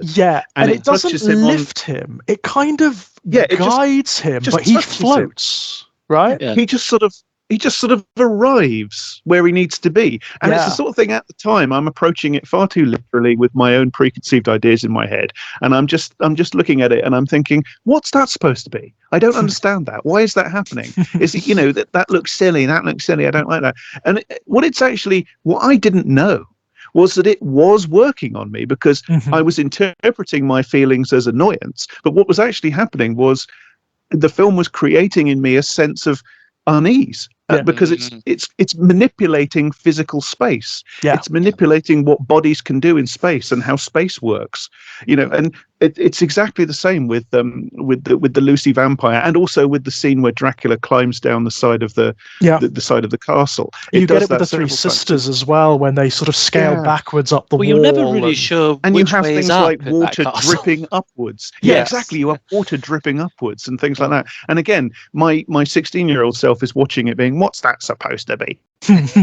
But what's happening to him, even if he doesn't know it, is that he's being distinctly unnerved. By this unreal world that's being created, where shadows move on the road, stuff like that. It's equally a part of the trolling. It becomes it's a Lovecraftian space, right? Wherever Dracula is a perversion of nature. It's a perversion of reality, and it seeps out into architecture and whatnot. It makes it into a non-Euclidean space. It's a deeply irrational physical space, Dracula's castle. And then suddenly all these techniques, they start to feel so at peace with that. So like forced perspective images, and there's that lovely shot of the carriage, the matte shot of the carriage actually on the track, hugging the cliff, and then the castle is over to the right, and it's that forced perspective then links in later on to the, as you say, that non-Euclidean skewed everything. It seems designed to troll Jonathan Harker, and yet what it is, it's that effect that something so ancient and that has renounced God will have on the very environment itself. And it's also that inversion of Victorian rationality as well. It has no defense, everything is no very strength here, right? Yeah. And then the first shot I think we have when we link back to Victorian England is of Mina with her back to us in that very, very straight lined and beautifully set still image. And light, of course. It's one of the first times you see actual full-on light in the film. I mean, the only other time is the dusk that you see when he's on the train, which in and of itself is polluted and unnatural. Yes, indeed. But no, almost all the spatial and physical weirdness that we encounter in Castle Dracula is directly associated with Jonathan Harker seeing it or moving through it physically. So what we're actually getting is we're getting Jonathan Harker's perception of his environment. Yes, fair point. Yeah, which is fascinating. I'm not saying it's not happening, but it's making us feel reality as he is perceiving it. So he looks at something and it's the wrong way up. He suddenly finds himself in the carriage, despite the fact that he can't possibly be there spatially and physically. It's a lot cleverer than it looks on the surface. Yeah, it really is, isn't it? Right, and I love the fact that you've got those two levels going on. You've got the pantomimic where you just take it aesthetically, and then the subversion underneath. Well, this is a great thing about it, because it manages to do all that unconscious unease building in you, while being very open and in your face about what it's doing. It's not like what Kubrick does in The Shining, where again Kubrick is making a deeply irrational space within an ostensibly rational one, and he's doing it through very subtly making the place not make physical or spatial sense. He never points out to you that that window can't possibly be there, or those stairs can't possibly lead anywhere or anything. He just relies upon the cumulative effect of this space that doesn't really work building up inside you. Whereas this film says, look, that thing there is dripping upwards. Look at it. Look, right there. Yes. This face is irrational. But again, it does it with that self-analytic way that isn't poisoned by irony. I keep saying the same thing, but that's why it works. That's why it works. I think you're absolutely right. I think the reason it keeps coming up is because it is the crux of it, right? It's why this film works. And it's a very, very fine balance. It could have tipped over into that sort of self-parodic, self-satirizing state very easily. If I wanted to be a bit negative, I would say that occasionally it does. Like there are places where I think it's inevitable. I think in something this ballsy and self-consciously what's the word, lavish, in what it's doing, that it's going to put a foot wrong here and there. And I think there are times where it does that. But this is why I can't say 180, maybe 170. Just 10 degrees up from earlier. I mean, right. I mean, that's much better than what you initially thought of it. So, well, I've talked myself into it,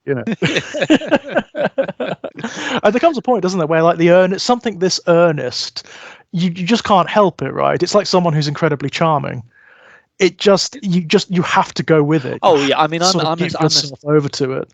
I'm a bit of a sucker for anything that's done with commitment and sincerity, and likewise, it carries. Even if it doesn't contain everything that appeals to me, it's like it can win me over. As you say, it is a charm thing. It's what I wanted from. It's a certain integrity. I mean, because unfortunately, integrity and authenticity get tied together. Mm-hmm. But there is a tremendous integrity in artifice as well, and stylization, as long as, for all the reasons that we've discussed, if it's approached in a certain way. And that does happen here. So there will always be those few caveats happening. And I said, it's a film I'm even quite tempted, just in my small home-baked and amateur way, to maybe even experiment with at some point. See if it could, what would happen if certain scenes are put into black and white, for example, or whatever, or just toned down a little bit, pruned a little bit at the edges. But I think it's it would bring me back. I could definitely imagine watching it again.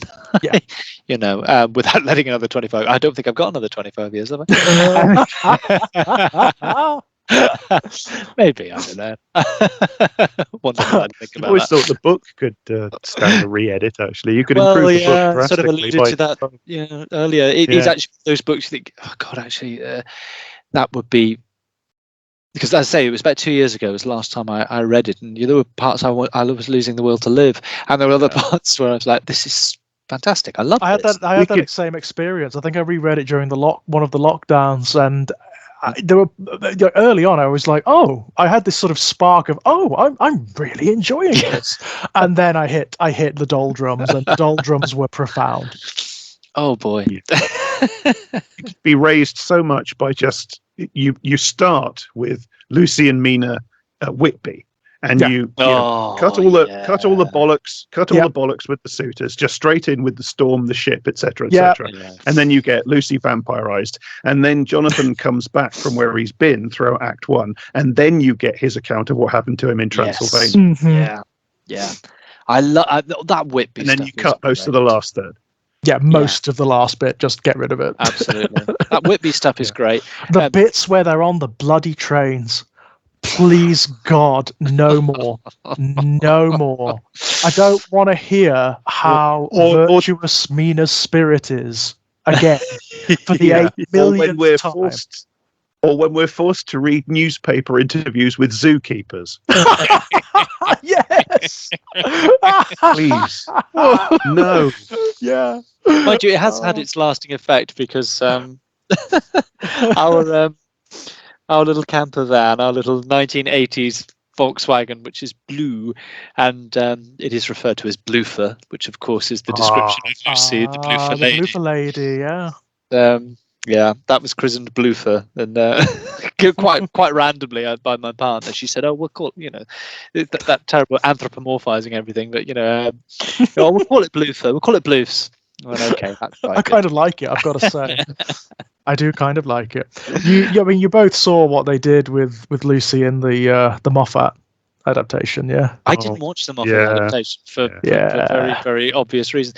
I think it's a combination of sort of knowing what I was likely to get, but also it's really weird. Like not in a good way. Not in a good way. I think I've got to that stage where being a grumpy middle-aged man. What I was saying about being a grumpy teenager earlier, I'm sort of grumpy middle-aged man now, where I've sort of ring-fenced all the versions of the things that I like them for what as I like them, and then I know I don't want to see anyone else do their version. I like to think I'm capable of accepting new things. I mean, it would have to be. It would. I mean, it would depend. It's certain pedigree, I guess. It would depend whose name was attached, and then I'd be, okay. I mean, I would certainly love to see another version of Dracula, but I would too. I would love to see Tom, Dick, or Harriet. I'm not sure I want to see the BBC do it. I don't want to see the BBC do it again. I don't want to see the BBC do it again. They've done it twice in recent memory, and it was both of them were dreadful. I mean just utter garbage. Louis Jourdan as Dracula still bemuses me. So I mean, now we're going back further now to the 70s one, but it's like Louis Jourdan. I mean, what's that about? as Dracula? What?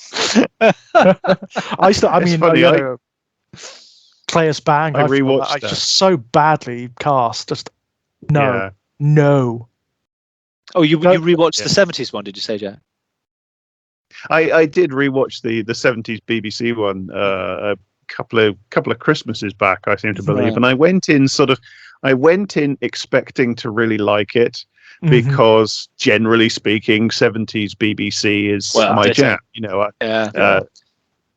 and I didn't like it at all. I mean, Frank Finlay was a good Van Helsing, but otherwise no, they actually changed a lot more than I remembered. Actually, I went into it thinking, oh, this is pretty faithful, isn't it? And actually, they changed quite a bit in the adaptation. I've often wondered if no one ever thought about at that period of having Freddie Francis as Van Helsing. That would be extraordinary, wouldn't it? My word! I mean, Frank Finley's pretty out there, but I mean, Freddie Francis, that would have been interesting. Am I thinking Freddie Francis? You mean I'm thinking the film director? No, I'm thinking of who am I thinking of? Freddie Jones. Freddie Jones, yeah. Freddie Jones, thank you. Yes, as in Toby's father. Yeah, that would have been interesting.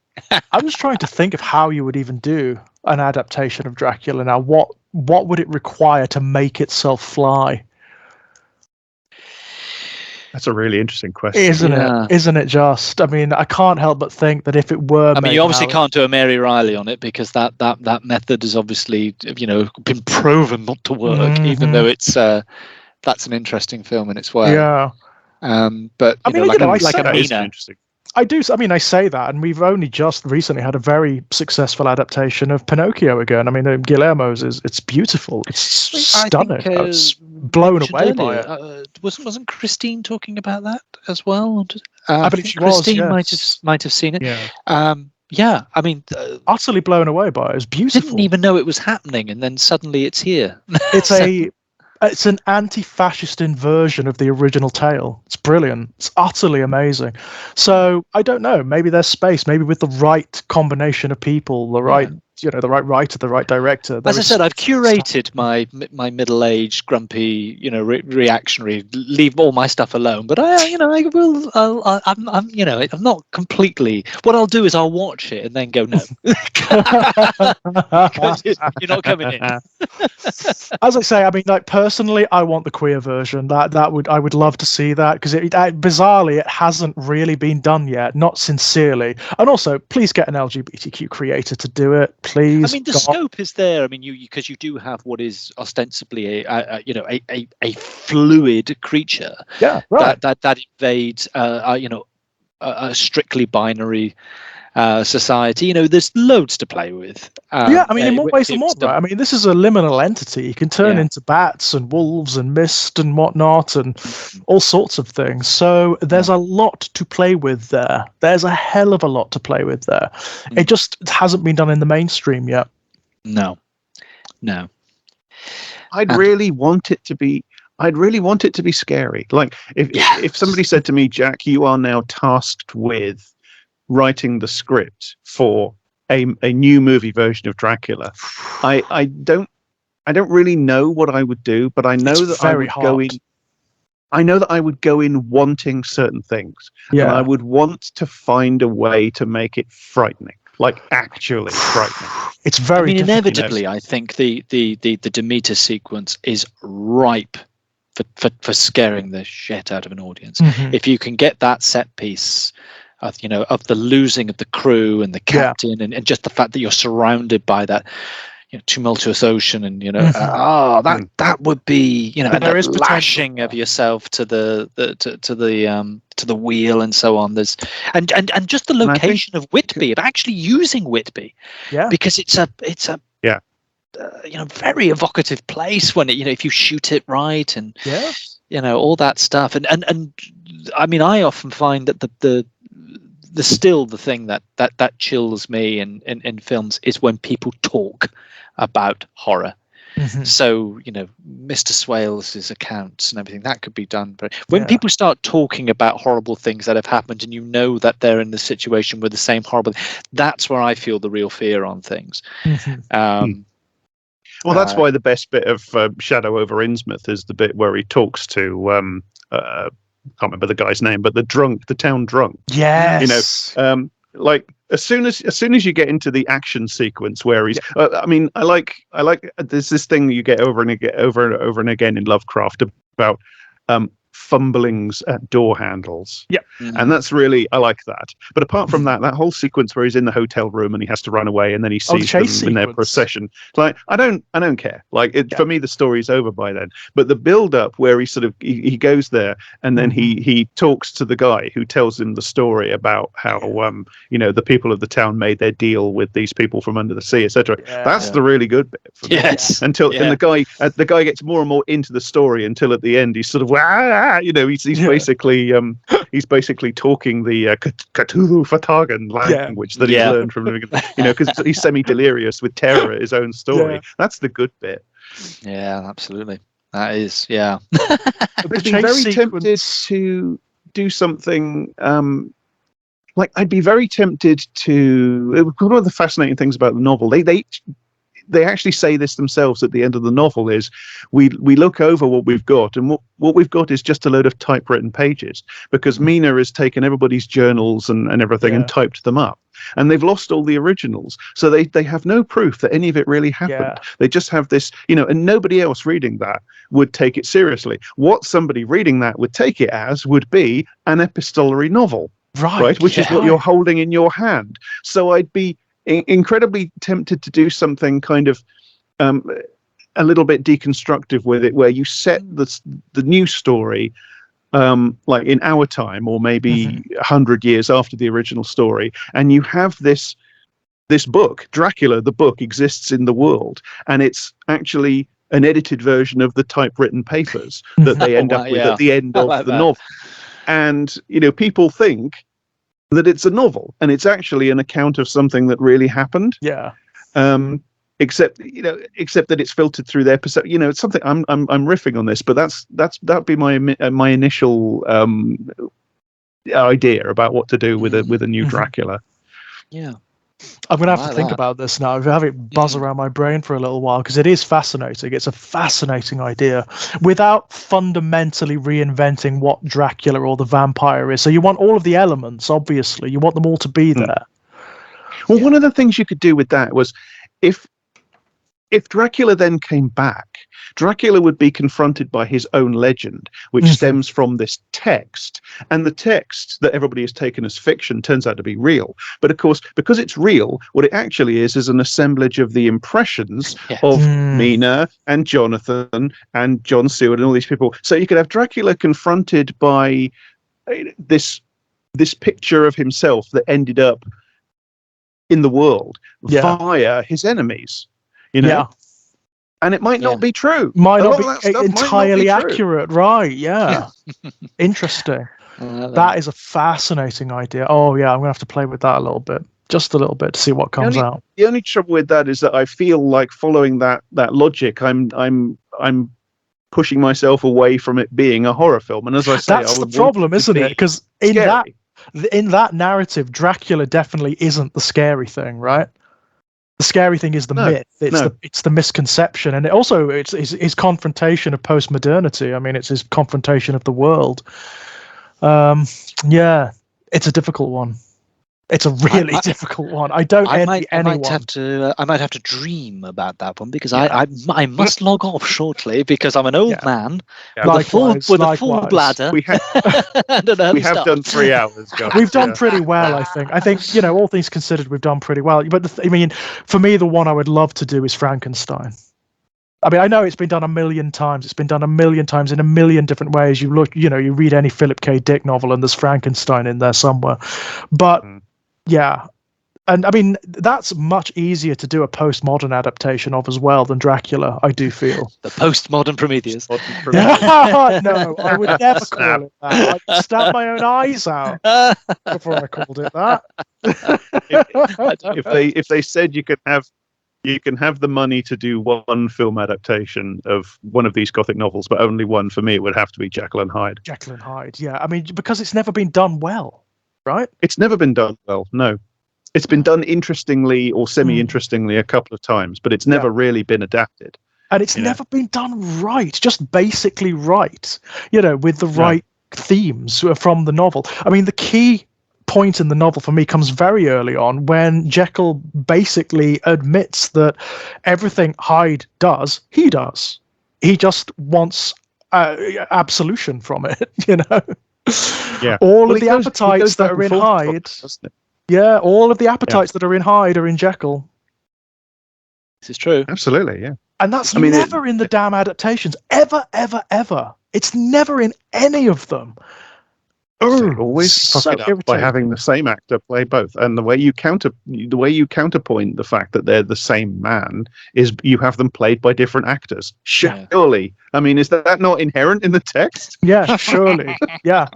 It's the whole point, isn't it? It's the whole point. Yeah.